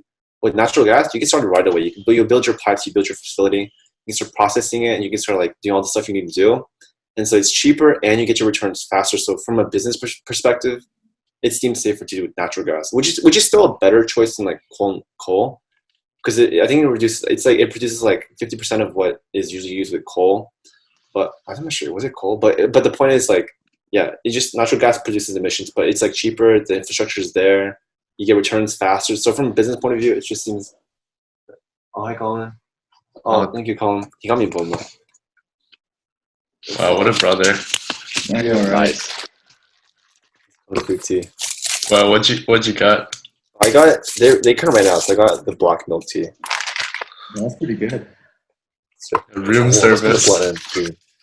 Yeah, to add on to that, I think like for example, with gas, like the reason why it's not like 100% use is because it's harder to find. Oil is still like the king. Like you can't beat oil because it's like easily accessible. There's a lot of it, and it's just like it's so useful. Like for example, to add on to what Alex was saying earlier, like a lot of like plastics and just like a lot of like polyesters are made from oil. Like you can't like just randomly take out oil from the economy. Like if you take out oil from the economy, it would collapse because so many things require oil. And so like let's say you switch all gasoline to just like, I don't know, like some like biofuel, right? You still need a lot of oil because like, for example, like this shit, like you need oil to produce like all things you consider convenient. Do I remember in elementary school? Yeah, those like Time Kids magazines that we read. Oh, I love And those. they talk about how oil's gonna run out in 20 years. I'm like, You guys remember bullshit. 2012? That's bullshit.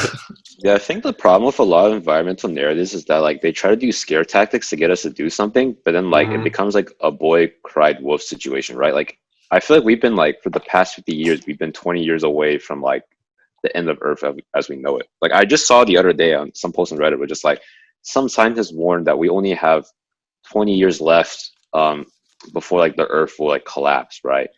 And then I'm just like, sounds kind of extreme. He could be right, but I'm like, you can't be surprised that no one wants to listen to you because like you've been saying that message for like the past whatever so many years and like nothing has happened, right? And people are like, I don't want to give up my lifestyle for that. I definitely do believe that we are affecting the environment and it's probably better to like, you know, shift to more environmentally friendly stuff.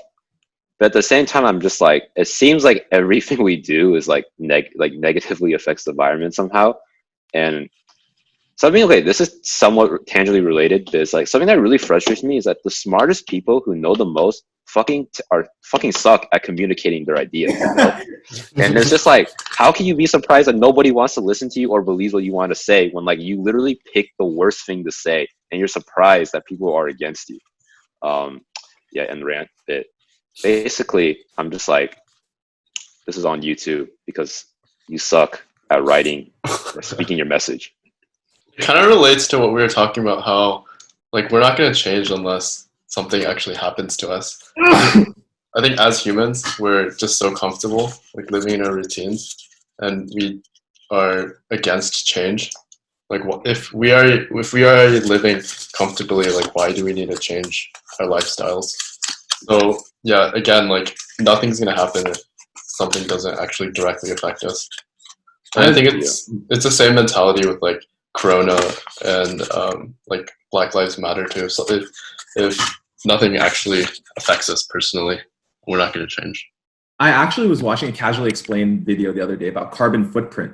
And like the interesting part about it, I think this will concur with what Andrew's talking about earlier, how like even if you live in a first world country and you just like sit in like a dark household all day and you only use your computer and it's like you use the very bare necessities of like natural resources, right?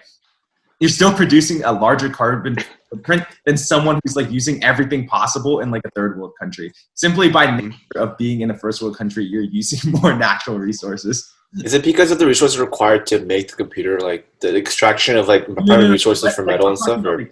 Both people, like let's say you have a computer in both places, and they're like lights on, fucking AC max, like whatever. It's just like them by nature of them being in a third world country, it makes their output less because there's less infrastructure, there's less resources to doing these things, and it's like on top of that, like if you didn't do it in a first world country, there'll be someone who will make up for you by doing twice as much. That's a really interesting point. Oh, yeah, wow, so just give up. This isn't worth it. Yeah. We've lost the battle already. Oh, I mean, that kind of reminds me of the thing I talked about earlier, how which country should have more responsibility for using their emission. Yeah. I guess to kind of add on to what you're saying, actually, there's actually a point made about that. It's the idea like how if you compare China to the US, obviously China creates way more emissions. Like we have more developed renewables and other alternative energy sources. But the thing is, we also have less people. So per capita, we use a lot more energy compared to people in China. So if you're telling people in China to reduce your emission, that's like so hypocritical. Like China has like what the biggest population anywhere in the world. I mean, well, maybe second. I think India is like number one. I'm not sure anymore, but yeah, they're up there, right? And that means each person is not using that much compared to people in the US. So maybe the US should also, because also like if you compare China to the US, I think people are generally like a little bit more poor in China, although they're kind of getting up there. That means that the stuff they use are more out of necessity, right? Like they need like, I guess, you know, I want to call AC a necessity because I think AC is pretty nice to have, but like, like they need AC, they need all these different things to help them like live their lives as like develop. I don't use develop. It's just as like a country that's like, you know, like a country that's kind of like up there, you know. And I think with the U.S., like a lot of people, you have like they use energy for things just out of a want rather than a need, because we have all these luxuries. We can use all these different things: computers, internet, AC, everything, right? And so like you also have to ask, maybe the U.S. should also reduce their emissions because of the wants rather than needs, right? Because China actually needs, like the people in China do need their stuff out of necessity, right? And plus, we use more energy per capita too. So in that case, like the U.S. has a more of a responsibility per capita on a per capita basis. So that was a pretty interesting point. You know, it just kind of makes the whole argument more difficult on like who should get the responsibility of like reducing their emissions. And I was thinking, and maybe like the ideal situation is for rich countries to give their technology or invest technology that's renewable into poor countries. But honestly, I feel like that's, as a business person, you know, it's like returns aren't really guaranteed, so it's kind of a risky thing to do also. So it's kind of really like ideological, you know. I mean, it's really idealized. You don't, but I mean, I think that would be a cool solution, maybe for them to donate their technology, for them to make their own renewable. But the thing is, I think for that, you know, like, you need like a lot of high tech resources, right? You need a lot of infrastructure, like just like I guess devices, technology, you need all that stuff, and in order to have that, it costs a lot of money too. So it just makes the question like just more difficult. Who should have more responsibility? Wouldn't it also make the environment worse, because now China has higher infrastructure and more people using it? So then we're just, by raising their standard of life, we're just making it worse for the rest of the world. Yeah, but I guess like I'm referring to more like the adult, like investing in alternative energy resources. Okay, yeah. Yeah, like solar, hydro, wind, I said that already, and nuclear energy. You know, I think that would be like really beneficial to give to other countries. I think that would really help. I think that would make up for the fact that rich countries have just produced a lot more emissions historically, and per capita they also produce more emissions too. But again, that's, you know, from business perspective, maybe not so much. So yeah, I think there would be a big movement once like they know it's profitable to do like green technology. Like I guess like Elon Musk is kind of like leading that front, right? With like Tesla, and actually I don't think SpaceX is that involved in this, but yeah, with like Tesla and stuff. Yeah, I guess like once like, because I feel like the main thing like why Republicans are so against like climate change isn't really because of like, I don't know, religious reasons or whatever, but it's mainly because like they don't think they can get as much money as they could without oil, right? Or they have a lot of, I think it's interesting because like when your business is very dependent on like the time you're in or like the situation, then like you're kind of, you don't want that problem or like whatever that you capitalize your business on to go away, really, right?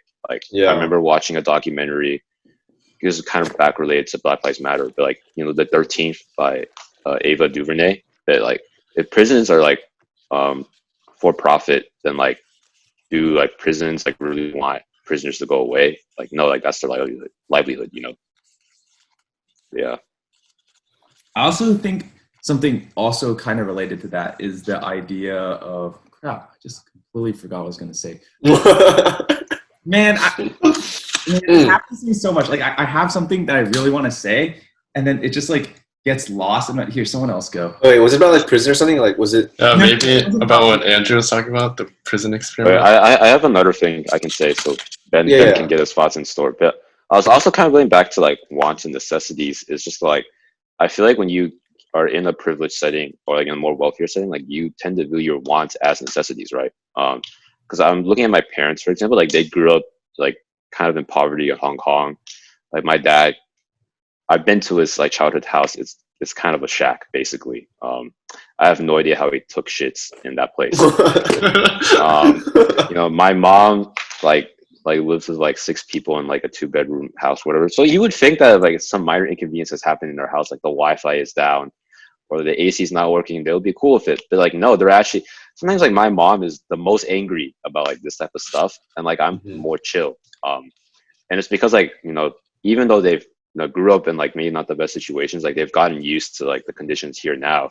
So to them, they're just like, I need this to live, basically, right? So now they're willing to kind of buy like a lot more stuff that like might be more convenient, maybe like a foot massager or something. Like you honestly don't need it. For them, it's like, this helps me, you know, make my life more comfortable. Like I need this. I think immigrant parents especially have that mentality of just buying what they need. Like if it works, it works. Like my parents, like they have phones that maybe like iPhones that are maybe like 6 years old, but it still works for them, and they honestly don't mind like having the latest upgrade. And I feel like even us, I feel like we're so fortunate to have all these resources upon us. Um, so I think it's also like as consumers, we should be aware of what we buy, and also, you know, the amount we buy also leaves that carbon footprint that we were talking about. Mhm. But yeah, it kind of resorts, like I was reading this big article about fast fashion, how it's like a lot of major retailers are just buying, or they're just creating a lot of clothes to match the trends, so people just buy. And in the end, like, you know, with all those clothes being made, you know, it's not the best quality clothes, but it's cheap and it just looks good. And for consumers, like that's all that matters for them. And then eventually, you know, let's say that shirt or jacket lasts for maybe like a year, and then they just end up just throwing it away or just donating it. So I do think as a consumer, we should definitely do our research and not read everything on the surface, and definitely invest in pieces that last longer. So are you a fan of, like, how do I say it? Like, how do I say this without making it sound really bad? Like, I was gonna say, I think I know what you're gonna ask. yeah. Like how like trendy do you like to wear yourself? I guess. So I think getting into college, like I've started to dress better, and I think most of us, like going into college, like we tend to like care about how we look, care about how others view us more. So we do, I guess, change up our wardrobe.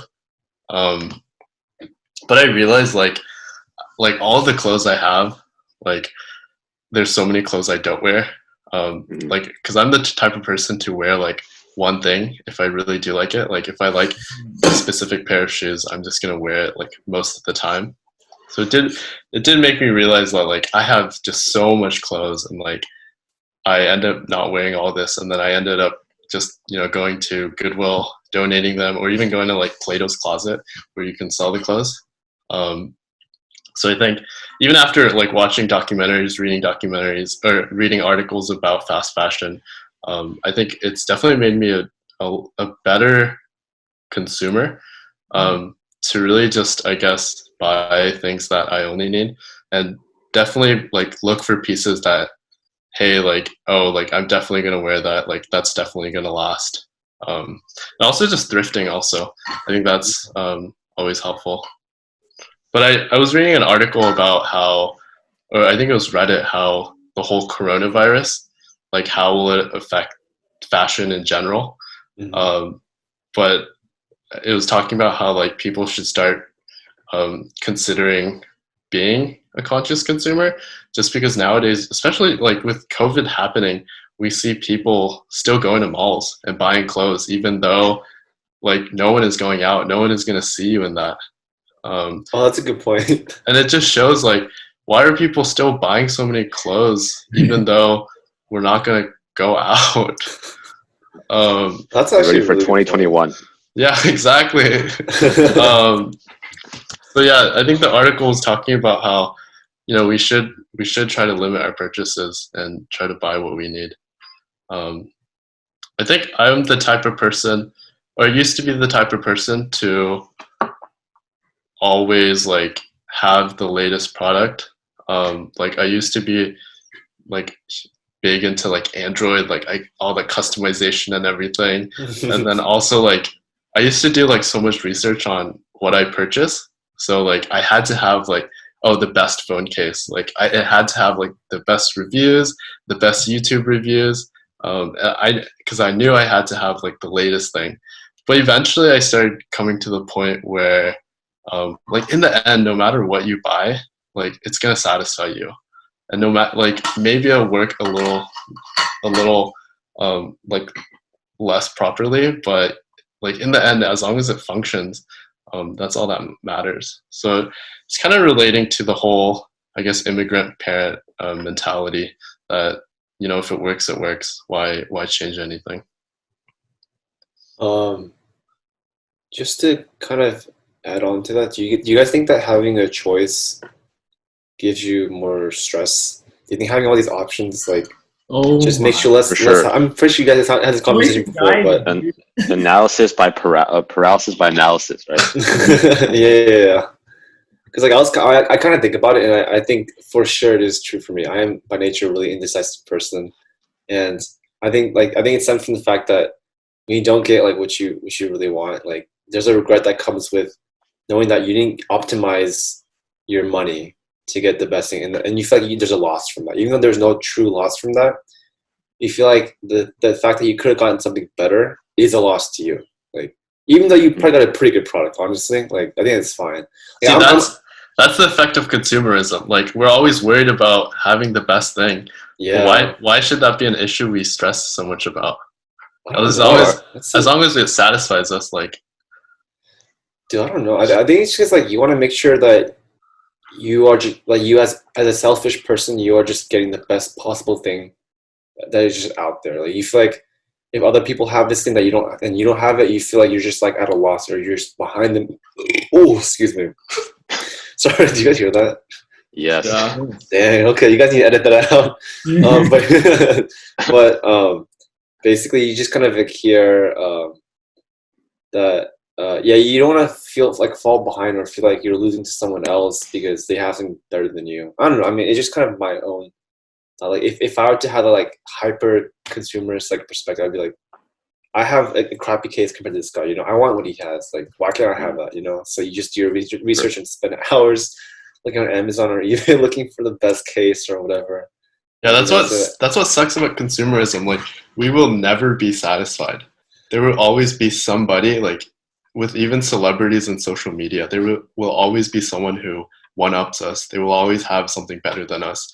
And I think that constantly fuels this mentality of that we always have to have something that satisfies us, which we'll never have.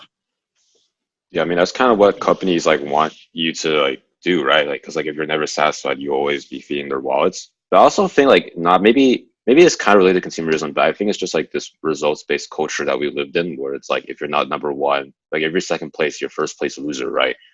That's the attitude like people have. Like if you're an athlete, if you didn't win the championship, then like the season was a waste. Like why are they even paying you that much money? I think it's just like I don't want to blame this all on capitalism again, but like I feel like for a lot of things, it's just like we're raised to believe that if you're not having the best, that you're missing out. And I think the idea that like no, if you just enjoyed your time, doing something, or you just enjoy the thing you're using, even if it not be the best, then like that's all right, right? And I think that even kind of goes into like dating and marriage, like for like choices and stuff like that. Where now people are like, I want to make sure I find my soulmate. Well, in the past, you kind of just got married to whoever was on your floor, right? There wasn't that many options, so y'all just kind of stuck it out and dealt with the differences y'all had. Like for some people, like their marriage was pretty unhappy because of that, because back then they didn't believe in divorce. But I think for a lot of like other people, like it led to just like longer marriages and like I think people kind of grew together, right? Because they learned to tolerate or like accept each other's differences. But now it's just more like, oh, like if I don't like this inconvenience, then like it's over, right? And then like I just have to keep on searching. And I feel like that attitude is really kind of permeated like every aspect of her life, from like romance to jobs to hobbies to what we own. You think like social media plays a role in that? Because absolutely, on Instagram and subtle Asian dating, and there's some cute girls, dude. But you gotta admit, like, yeah, it's like creates some like unrealistic standards. I feel like it's like maybe like social media fuels what you said, like Alex, but it's like you look at the person like, wait, I need that thing too. I guess it's like that whole like self-conscious thing that comes from looking at like social media. But I feel like social media does exacerbate. I think I said that wrong. It just makes it worse. Like, that's right. Oh, you think? Okay, good. Okay, but it just but it makes the whole yeah. I kind of lost my train of thought. But just social media just feeds into that whole like I need this. I need to look like this. I need to be like this. I need to like be famous and look this attractive in order to like be happy and to find my soulmate. Or my soulmate has to look this way, or has to also be perfect too. And it just kind of makes it difficult, I guess, for you to come to terms with someone who doesn't meet your every single perfect standard. I think that's kind of like, I don't want to like keep blaming capitalism. Just like how like the entire time it seems like we're blaming all these things that are like good for us. Like I enjoy all these things. Like I enjoy K-pop. I enjoy like this, that. I enjoy capitalism. But like I also think it like sort of makes things very romanticized. And I think that's like very big issue. So for example, like coming into college, a lot of people have like a rose-colored lens. They're like, oh, I'm going to meet my best friends in college. I'm going to like do all these things. I'm going to have like yada, yada, yada. You know, I'm going to have XYZ. I'm going to do XYZ. But I think like it's sort of like ever since you're born, if you're born in like a capitalist society, it's kind of like you're being sold like a vision of the future that will most likely never occur. And I think that's sort of like the issue that's like why it permeates so much of our life is because like everything is so intrinsically tied to this idea of that we're selling you the impossible or we're giving you a chance to attain the impossible. So it's like an asymptote. Basically. It's like there's like an unattainable like ideal that you want to have, but you'll never reach it because they're always making newer stuff and always making things better. Mm-hmm. You'll be in that constant state of always trying to want more and just always trying to like just to have more and just to have the best things, but you'll never reach it because they're always pushing you to the asymptote, to that impossible like upper limit.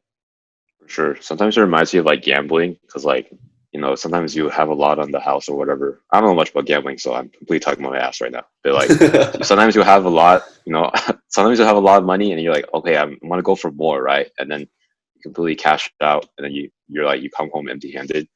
I feel like that mindset is like leads to like something like that, right? Like it can be really harmful in that like, you know, you think, you know, things are okay right now. They could be better, you know, and like if I don't reach that standard, then I'm going to regret it. So I may as well shoot for the stars. And then you end up with like nothing, which is, you know, even worse. So I think honestly, it's like learn how to settle, you know, learn how to compromise and just, you know, accept that, you know, you don't get everything you want in life. But like on a different note, I think that this is like on like the other side, like the good side, where you're never able to reach the ideal, but if you're trying to strive for it, that process can really benefit you. It can be any sport or any hobby you take. Mm-hmm. But let's say you're bouldering or you're playing tennis, you'll never reach that Olympic level that you want to get to. But throughout that process, you're always constantly improving. Always like if you reach your first like milestone, you always want more. Like more as a good thing. You want to improve and like get the next level. And even though you'll never fully truly be happy, I think the minute you're fully truly satisfied is when you'll stop growing, because to reach your end goal, it's like then it's over. What else do you do? It's like when people like talk about in corporate jobs, like I'm not sure. It's like when you reach the very top, there's nowhere else to go. Like you can't go any higher, so they kind of get complacent. But if you're anywhere below the ladder, you're always able to get better. Like I think studies have shown this, but I don't kind of talking out of my ass too. But it's just like if you're at the top of the ladder, like where else do you go? Like it's kind of over. There's no reason to improve. So same way with like any hobby or anything you do, I think always having like an extra rung that you have to reach will, as your self-improvement, push you to reach that like newer heights. So I guess like with working out, like there's this ideal body that I want. There's this ideal weight that I want to lift. I'll never get there. Like right now, dude, I got kind of fat. I gained like 10 pounds during quarantine. And, like I've been snacking, eating like ramen, and, like eating like busha, which is like the dry ramen. And I'm just eating like making kind of fat. But the thing is like I always have the idea. I mean, I'm pretty sure like, you know, I've been trying to, you know, get fit again, but like having the ideal will really like push you. Like I think with working out, like I think it's like pretty common among people that you'll never reach. I mean, of course, like you have those Instagram models, but like, you know, you always push yourself to reach that ideal. And in the process, you're way further from where you were before, you know? So I think on the flip side, like that can be a really good thing for hobbies or like healthy habits you do, you know, to just improve yourself, if that makes sense. Yeah, I think it's also I forgot what I was gonna say. Just like that. Dang. To make realistic goals for yourself that are, you know, at least attainable and not impossible goals. Because I feel like setting impossible goals just really like undermines you and just demotivates you Yeah, I mean, I think a big part is like expectation, where it's like if you have an expectation that you will reach it, then like that's where the disappointment lies, right? But if it's just more like it would be nice if I reached it, so I'm gonna try, but like I won't beat myself up if I don't reach it, then like it's okay. So I think at the end of it, it's just like how do you deal with like failure, per se. Yeah, yeah. That's a Yeah, good to point. provide anecdotal experience. I also think like being a little too results oriented is bad because I used to competitively play tennis, and like I know it's all about the journey and stuff like that. Cliche, dude. Competitively, The journey. you get like FOMO. You get like you're like, damn, I want to be like just as good as everyone else, especially if you feel like you're better than like people who have achieved more than you, right? Like I remember like there were times when I'd think like, oh, I feel like I play better than him. Like I beat him in practice, but like he's like won a tournament. He's like this status, and I'm not. And like you sort of like become very results oriented. You're just like, okay, how do I get to the end goal faster? How do I like, how do I like win this? How do I like do this? And you sort of like lose yourself and you stop caring about the process. The process becomes like a drag. Ugh. The process becomes like a drag, and you just sort of like, you're just like, how do I get there faster? I don't give a fuck about the journey. I remember like, I thought this a lot, mostly because like, it was just like, it just felt like everything was just so long. And I was just like, how do I make it shorter? How do I like quick pass it to the end goal? Like, how do I get to the point where I get Code. faster? But also, this is also kind of a different note. Whenever I think of like a journey or an end goal, I always think of a story or animation. And to me, whenever I read when I was younger, I read like the Percy Jackson series, Artemis Fowl. I read all those like the young adult like books, the book series, and like whenever I finish, I always feel so sad because it's over. Like the journey is completely gone. Like the characters, like the world you lived in is now like over. Like sure, you can rewind and read it again, but it's gonna be the same thing. You know what happens. And so I think like that whole journey thing also applies to reading a story. Like I hate it when I finish a good book. It's satisfying, but it's also really really sad. Like it's just over. Like the story, and whenever there's like a new series, I'm like really happy. If there's like more books, so I'm just like thirsting for more stories and more of that world. The same goes for animation or TV shows. And I feel like if a TV show did a good job, it made you want to crave for more of that world. It made you want to like seek more of what's coming next. And I think that the whole journey part is just really like integral in like TV shows and just like overall like media and entertainment. So like The Percy Jackson series, I feel like it had so much potential in I thought films. it was good. Oh, you mean the movie? Bro. The films. Oh yeah. Like, they had. I was I confused for a second. They Yeah, I basically was like, dude, had what are you like talking about? Harry Potter film potential. I feel like that they had the whole universe set up, but I think they just messed it up with those two movies. Wait, I actually saw the movie Percy Jackson before I read the book. I What? know I'm stupid. What? Yeah, I know. Whoa. Wait, but didn't Percy Jackson come out like when we were in elementary school? Yeah. Yeah. I mean, I started reading the books like pretty. Oh. Oh wait, maybe it was Aragon. Actually, I'm not sure. But basically, I read the books like pretty late, and so Okay. yeah, you guys like know Aragon, right? Yeah. Aragon series. Yeah. Yeah, I saw the movie first, and okay, before you guys give me flack, I thought the movie was okay. I thought it was fine because I had no expectations going in. I just like saw this movie that was like, okay, this movie's okay. It's not horrible. But then I started reading the books. I was like, wow, the books are so much richer. Like the books got so much more in them, and the journey in the books were also crazy. Like the movie was so short; it was gone in like 2 hours, right? But with the books, like they take up your entire day. It's what's so cool about reading books because you go at your own pace, and the world moves accordingly in your own head, right? So it just goes at your own like pace. So like, yeah. So I mean, I read the book, I saw the movie first. That was okay. Read the books. I thought they were amazing. I'm pretty sure if I reversed that, I'm pretty sure I would have hated the movie. I'm pretty sure. Same with like The Martian. I haven't read that. So Oh. Peter recommended me to read The Martian, and I really wanted it to, but I had no patience. The movie was out. I had to see the movie. Okay, I love like sci-fi, and I'm really a huge fan of that. So I had to see the movie, and I thought the movie was great. I love the movie, and like I told myself I read the book. Peter has been telling me to read The Martian like since like I don't know since high school or middle school. I'm not sure, but I kind of realized that like. Yeah, if you like see the movie first, like in my opinion, I think it's like you have no expectation, so it's not as bad as you think. But if you read the book first, there's an expectation that movie probably won't be able to meet, except for Harry Potter. Harry Potter was really good, apparently. I will say I do feel like The Martian was a pretty good adaptation. Oh, that was good too. Okay. Yeah, I think the novel was good. The film was good. Yeah, I mean, I think it's just like, is it really fair to judge an adaptation by its source material? Because like, you know, it's a film for a reason, right? Like for books, like you have your imagination. Like honestly, like that's the main purpose of a book, is kind of to like immerse yourself in that world, you know, and like it's your interpretation of how the characters appear in your head. Yeah. Well, and the film is really the director's interpretation. It is a way for you to, I guess, visualize it easier. So that's why, honestly, in my opinion, like I feel like you shouldn't really judge a movie based on like if it's missing stuff from the book, or if it's very different from the book. Like that's honestly just like not really fair to the movie. Dude, why is it always that like anime adaptations of like anime are always so bad? Like manga to anime? no, like movie to Oh, anime. Like it's like- always so horrible. Are we talking like live action? Live Yeah. action, Avatar and like versus like, and, like anime. Dragon it's- Ball.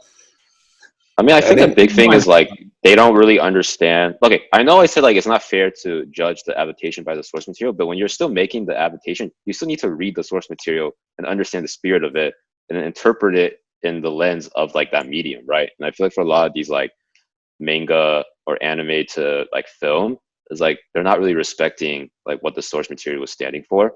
Uh-huh. Like I remember for a lot of these like you know like Death Note to like Netflix or whatever, it's like Oh, that was they- dude. That, they oh my they God. like, I feel like sometimes they try to transcribe like what's something that's very Japanese to like an American. It's like very whitewashed. Yeah, and it doesn't make sense, right? It's not like, it's beyond just like the fact that they cast like a white person for like light or something. It's just like a lot of these nuances that like make sense in Japan like don't make sense in America, right? That's why I was like when I read or watch like a Japanese manga that's like a comedy, like a lot of times it's not funny to me because like they're making a lot of cultural jokes based on like the history of Japan, and like I don't know the history of Japan. I'm an American, right? So it's like little stuff like that like I feel like is missing from like these like manga adaptations, because I feel like it's just like cultural stuff, you know. Yeah, I think especially when film adaptations, you have to be aware of the background, the culture, the history. Because nowadays, I notice that in a lot of films, like modern films, like I think Ghost in the Shell. Yeah, I think they used I forgot. Scarlett Johansson. Yeah, Scarlett Johansson. Asian queen. I remember there was like this movie called The Great Wall with Matt Damon. Damon. Oh, that was okay. Honestly, the graphics was was like- pretty cool, but I I was haven't like- seen the movie. But it was like a pretty pretty white cast. No. Here, I know about this movie because I saw part of it. So I say part of You it. saw it too? Watching it. So like what happens is like Matt. There's two white people in the movie, and they're Yeah. like Marco Polo. Entire cast, director, everything is Chinese. Like they Oh, I didn't know that actually. fucking Chinese. Like when they're not talking to Matt Damon. Like. Oh, interesting. And so it's like super fucking random. It's like these white people. It's like then they're like at the Great Wall fighting off like these demons. That was super cool. I mean, I think Hollywood is trying to appeal to like the Chinese market because they know China has a lot of people and therefore a lot of money. So like I remember watching Transformers and like they were like drinking like Yakult in like Montana or something, and I was like, what the fuck? That doesn't even make sense, you know?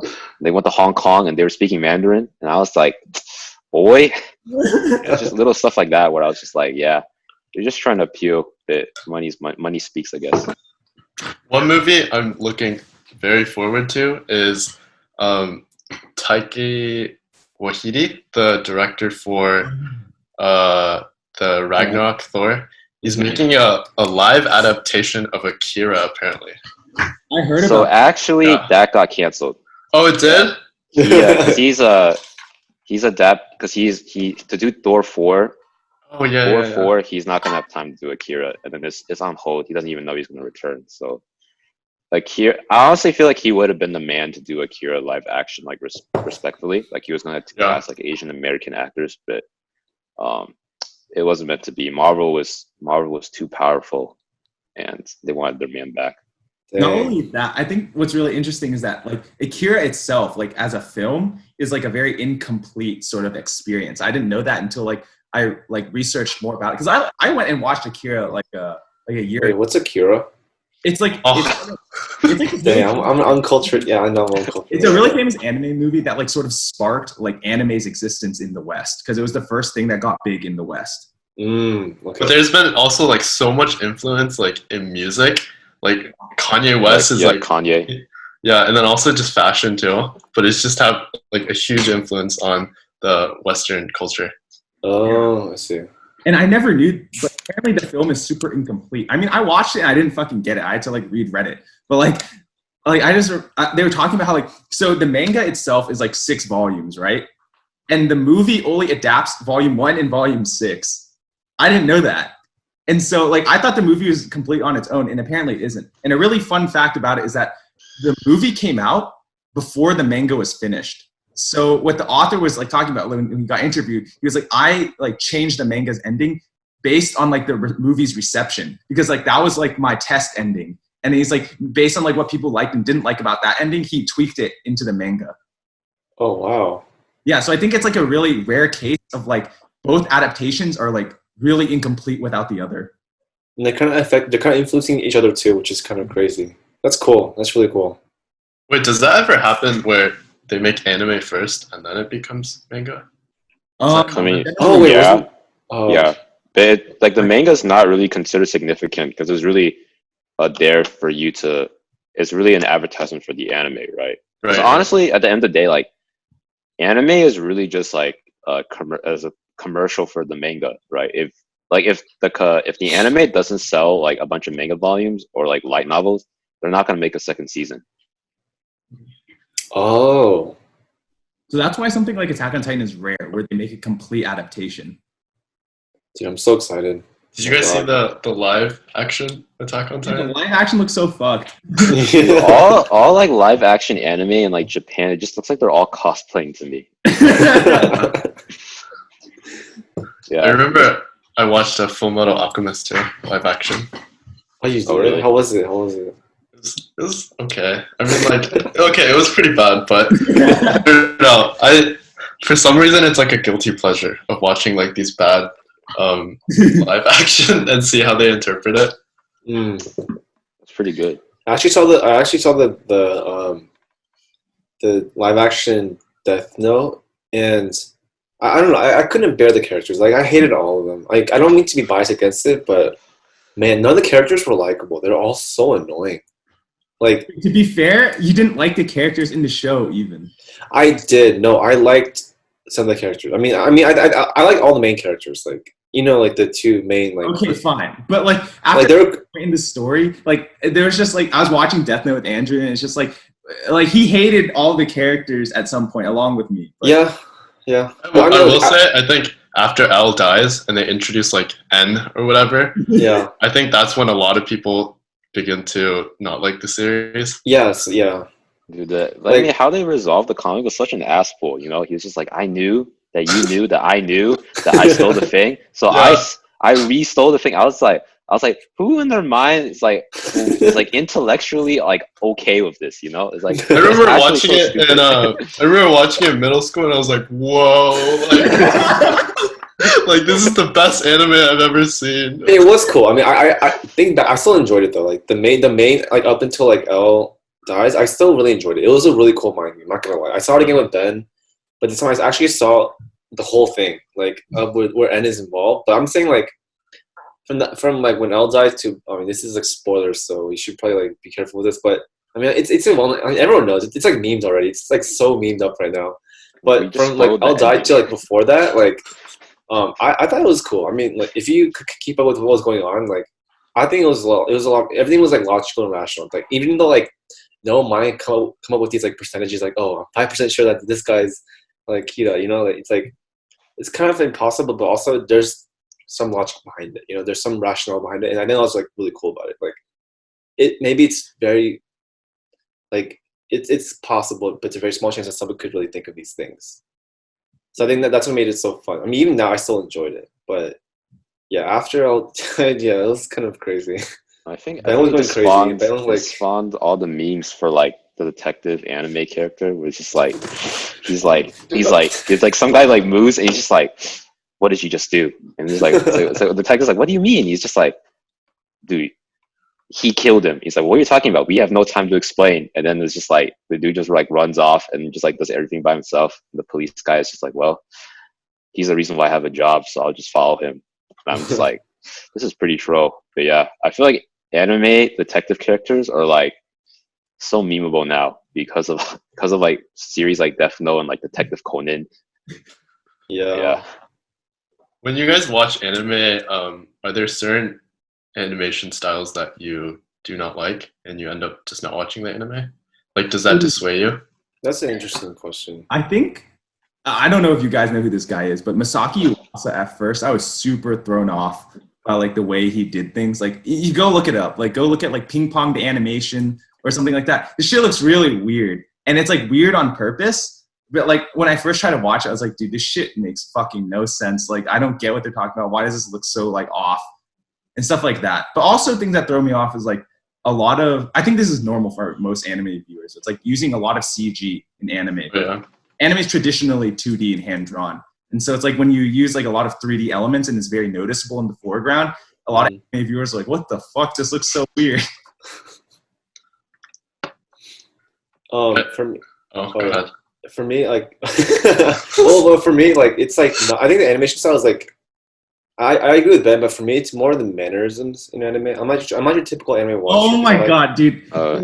Side note. Whenever we were watching Death Note, Andrew loves mimicking those anime noises that people make. Like, it's like that. It's like that double gas. It's like a gasped sentence. It's like a gasp word. Like no, Andrew did. Like, Andrew did it so well. He like fucking imitated it so well. No, dude, Ben got really good at it too. Dude, Ben, like you kind of surpassed me actually. You got so good at it, and like we knew when it was gonna happen. I like it's like just like stupid gasps. But yeah, it's like that's fine. If you do too much, you can't take it seriously. And with some animes, like you know when they're super like cute. I guess I don't. Is it cutesy? That's the right word to use. When they're super cutesy, Hawaii. Bubbly. Like I think that's okay if the story is really good. If it serves a really good purpose, then I think it's good. But if you just put it in there for no reason, if you're just like just saturating it with that kind of stuff, I kind of get tired of it. And it's my own opinion, my own like tastes. But that's like too like no one does that in real life. Like no one like acts like that. And of course, it's anime. It's like it's like fiction, and I get that. But for me, it's like that's like the mannerisms play a bigger role in whether I can like it or not. So, have you guys seen Food Wars? No, but I don't want to. Yeah, it's so weird. Is it like Is it like it's a like, food competition and like? Yeah, it's like people are like orgasming or having very extreme reactions to food. Yeah, foodgasms. I noticed while watching anime, there's I guess you call it like fan service, but there's so many like random scenes where are completely unnecessary, like NSFW scenes, like oh, ReZero. Yeah, like it's completely unnecessary to the plot and the story, and I'm just like, what? Yeah, did that really happen? Yeah, I feel like anime and manga are pretty infamous for just like throwing in fan service because it's like easy. So I remember reading it's like kind of an obscure manga, but basically like it's like an older manga too. So like things were not that progressive in 1980s Japan. So like very lost skirt flipping and stuff like that. And then I think there was one comment where they were just like, I'm so disappointed in this author. He writes like such strong female characters, but then he always like has fan service, so then like he completely like undoes the good work he does. It's kind of funny how like we examine things in like these 2020 lenses. But I'm just like, I feel like fan service will like never go away in Japan, especially since a lot of the guys are repressed sexually, and that's the best they'll get. Wait, question for you guys: what kind of things or shows that were made back then would not be acceptable in our current situation? Like specifically anime. It could be anime or any show. I mean, because like literally right now, like Gone with the Wind is being taken off from a lot of platforms. I think Birth of a Nation was always controversial, but like literally people are kind of bringing up the racism in that. Yeah, there's just a lot of those are the two things that like kind of pop up to my mind at first. But yeah. I think of like Incredible. Actually, no, Incredibles is fine, but like the jokes that they made in Incredibles, like they weren't there in the new one. But it like yeah, but I thought it was pretty funny. Like there's so many innuendos in like the old one. But I feel like they would never put in like our current like state because I don't know, just people are just so anal about everything. Or actually the OG Spider-Man. I remember there's a scene where like he's fighting he's like in a wrestling match to get money for like a car to impress MJ, and then he literally makes like a gay joke in it. Cause like the wrestler he's fighting has long hair, so then he's like, "Nice outfit. Did your husband give it to you?" And then like he flipped away, and I was like, "Yeah, that wouldn't fly today." Dude, also something that wouldn't fly is the Rush Hour, bro. Oh yeah, there's so many like bad jokes. Honestly, probably like in the future they'll probably look back at this time and be like these barbarians, you know. So, you know, honestly, I'm not too. This is gonna sound bad, but I'm not like too caught up on if things will look bad in the future or not, because I know it will.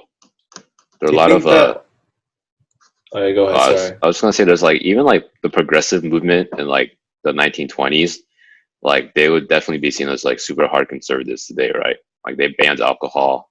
I think it was like honestly pretty religiously inspired. So yeah, honestly, I don't want to say morality is subjective or time dependent, but it kind of is. Wait, okay, so this is like one small thing I want to say, but like on Reddit, like it's like this guy posted like this is like a few years ago, and he posted this video of this like police officer going up to like a car window, and this woman was like in it, right? And I'm sure I think she did something, and like he came up to her and like, "Can you please roll down your window?" And she's like, "No, I'm not." She just kept resisting like the entire way through, right? And he's like, "Can you please?" Like just get out of the car, and then she kept like for like 10 minutes. She kept resisting, and he's like, "Okay." She's like, "Get out of the car. Yeah, you're under arrest, right?" She's like, "No, I'm not getting out of the car, right?" And then over time, she actually started driving off. He's like, "Don't do it, don't do it." And then she just drove off in her car, and he like chased her in the car. And once he caught up to her, he like actually like she kept resisting him the entire way through. And I think even like as he trying to cuff her, like she kept trying to run away, and so he actually ended up tasing her. And this woman's like maybe in her 60s, I think, or 50s. I mean, she's like an older Karen. She's like an older Karen, but she kept like resisting, and she got tased. And like this is like I think this is under like r/justice served or r/justice porn. I'm not sure which one's which, but I vividly remember people were like, "Yeah, that woman was being so spoiled. She kept resisting the officer. She could have just said yes and paid the fine, but she said no to everything, and it led up to her being tased, right?" And at the time, like I felt like she was being kind of an ass. Like, just pay the citation. There's a police officer right there. Just don't resist and just listen to him, right? But now I saw the same video resurface like a few days ago. And top comments were still like, "Yeah, this woman like was being such an ass. This police officer trying to be civil with her, and she actually ran away, right?" But then like all the comments below that were just like saying, like basically police brutality. Like he didn't have to tase her, he didn't have to do this. And thinking back on, I think the atmosphere has changed to the point that people are looking at like new videos differently. It shows how much the climate has changed. And thinking back on, even now, I feel like the police officer was too harsh. But back then, I would have been with everyone. I would have been like, "Yeah, she deserved it because she was given such a hard time." And like, yeah, I mean, it's like I don't know. From the videos, it seemed like everything was methodical. He told her to pay the citation. He told her to get out of the car. Then I'm going to arrest you. And then she runs away, and he chases her. He tries to cuff her, and then she runs away again, and then he tases her. It's like very methodical, and he was very calm. And I hope this doesn't like become controversial, but I feel like the police did everything in his power to do his job, and this woman just made it so difficult for him to do. So I don't know. It just shows how much the climate has changed. Like just old videos or old like events, old movies, like social media. It's just like if you view it from now, you can see how people's reaction have changed to it because of the climate. In terms of like how the police have been looked upon by the public, and just how movies are looked on the new in our new lens of looking at like racism and just LGBTQ and sexism and all that stuff too. So it's crazy. Our world is changing. Like I feel like yeah, in the future, it's like imagine how much more uptight things are going to be. Because I think as more things are like medicalized, like more disorders, more syndromes, or like are being medicalized, and more I guess more attention is being given to LGBTQ and other like groups like that. It just kind of like restrict more and more of our ability to say what we want. And I don't know. I mean, I wonder what kind of future it's going to be. Maybe like in 20 years, I'm gonna look back on this podcast and be like, wow, things were good back then, you know? And like, I'll be looking in the future and be like, wow, things are even more uptight. It's like everything's censored now. So I don't know. It's kind of interesting to see like how much that video has changed. Like, I mean, the reception to the video of the cop tasing the woman. Because now I was like, dang, this guy was kind of harsh. Like, this one's kind of old. What if like he just like made her go to the hospital? But she was fine, dude. She was like just yapping away the entire time. I don't know how she got tased and she was able to keep yelling. I mean, that's kind of. If I got tased, I'd be like crying and like just like please leave me alone. But this woman just kept on talking, and in the end, like she was arrested and she went to the police car. But dang, like it was like just extreme on both sides, I guess.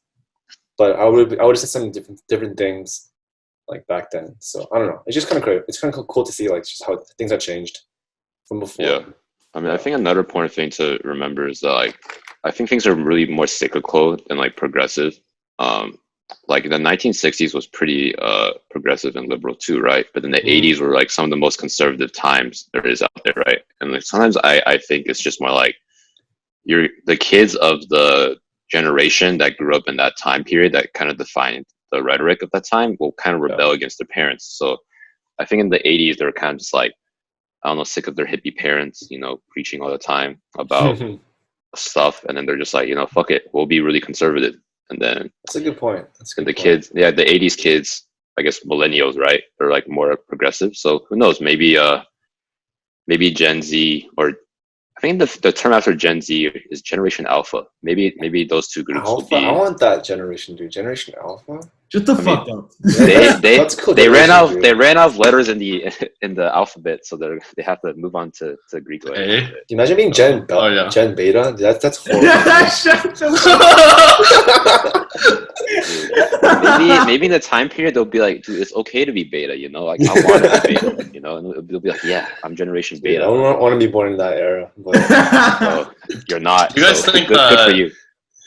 Do you guys think that each generation is just getting worse and worse? I feel like that's just a concept of like you sort of judging the generation following. And amongst like anything, you can see it in college, right? Like in organizations, you kind of like look down on the class that comes right after you. I think it's just normal practice. Yeah, I agree with that. Yeah, so to start wrapping things up, because this has gone on for quite the while. Oh yeah, we're encroaching on Peter's bedtime, so yeah. Peter's gonna sleep soon. Actually, Peter's like just ready to go to bed right now. Yeah, dude, he's ready. He's gonna fall asleep. I already showered, brushed my teeth. I'm just gonna sleep right here. Yeah, my night's just getting started, dude. I don't get how your night's already ending. It's just crazy to me. Yeah, so we like asked the night one is young. last question to up. Go for it. So the question I thought of this time, if you're ready, use our typical wrap-up question. As Korean, how do you guys feel about Aegyo? Oh, I could go on like so long about this. I wish we had more time. I can go first. Me personally, shorter. Oh yeah, go ahead. Go ahead. Okay, so my answer is shorter. I'm not a huge fan of it because I think the Aegyo like mannerisms or just the way they show it is kind of like analogous to how people appear bubbly in anime, and I'm not a fan of either of those things, which is fine. People might like it, but I'm not a fan of it. And so it just seems to I don't want to say fake, but it looks like a giant facade. I mean, I know everything's a facade anyways. I just don't like that specific facade. The facade of like appearing very bubbly and just like in that very cutesy like way, I guess. It's what I'm trying to say. So yeah, that's my short answer. I'm gonna go for it. Okay. In my very limited relationship experience, I do feel like a lot of Korean Americans don't like it. I know that like in Korean culture, it's pretty normal, but for me personally, I do not like it. I think it's like a lot of it in Korean culture that like a lot of Korean girls like hit you sometimes too, like whenever they laugh. But I don't know. I think I don't like the whole cutesy, like how they just want something out of you, how they like, you know, they almost come off like they need you. They need your attention. They want your care. And that's, I'm not a big fan of aegyo. I do prefer people who are more, I guess, independent and can explain their own thoughts without using aegyo. It just seems like a fake personality almost. I just know. I don't know. I think it is very subjective. Like, I'm sure a lot of people, there's some people who like it, but I just feel like it's not for me, and I don't know. It just doesn't feel genuine to me. Just because it's almost like become a meme. So I don't know. I kind of like chuckle to myself whenever I do see it happen in person. For sure. And I kind of cringe when I do see it in person. Do you want to explain aegyo to our audience members that may not know what it is? What does it directly translate to, actually?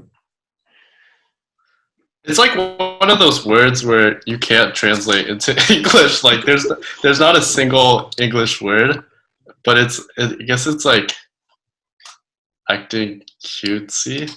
Yeah, cutesy, bubbly, animated, like. Yeah. Wait, I have to say one thing though. I think, like, you know how when someone's like very aegyo, it's like they seem very clingy, independent, right? If you guys know what I'm saying. That's what I was honestly, like, but I don't think that's like the worst thing ever. I think that like being even a little bit dependent, I don't think is the worst thing ever, because it shows that like that person needs you. So I think that part has a small appeal to me. But acting like super like cutesy, it's doesn't go well with me. But I think the person being kind of a little bit dependent on you, I think is kind of a good thing for me, in my opinion. Like, of course, being independent is good, but just them meeting you, I think, is not the worst thing ever for me. If that makes sense. Yeah, I think in the end, it's just a preference. It's pretty subjective. Yeah, of course. For sure, it's definitely like, I think it's more of an East Asian thing. You know, in the West, it's like very, you kind of expect, you know, people like women to be more independent, while maybe in East Asia it's like a patriarchal thing, so they want their women to be more cute and submissive. But you know, it is what it is. It's preferences. But anyway, wrapping things up, because we've gone twice as long as our usual episodes. It's been a fun and interesting podcast. We kind of went everywhere from, I don't even remember what we talked about at the beginning, but coronavirus to anime to this. It's been a fun time, and my brain is fried. So let's wrap things up. Anyway, this is Nuanced Nonsense. We're not experts. We just like talking and signing out.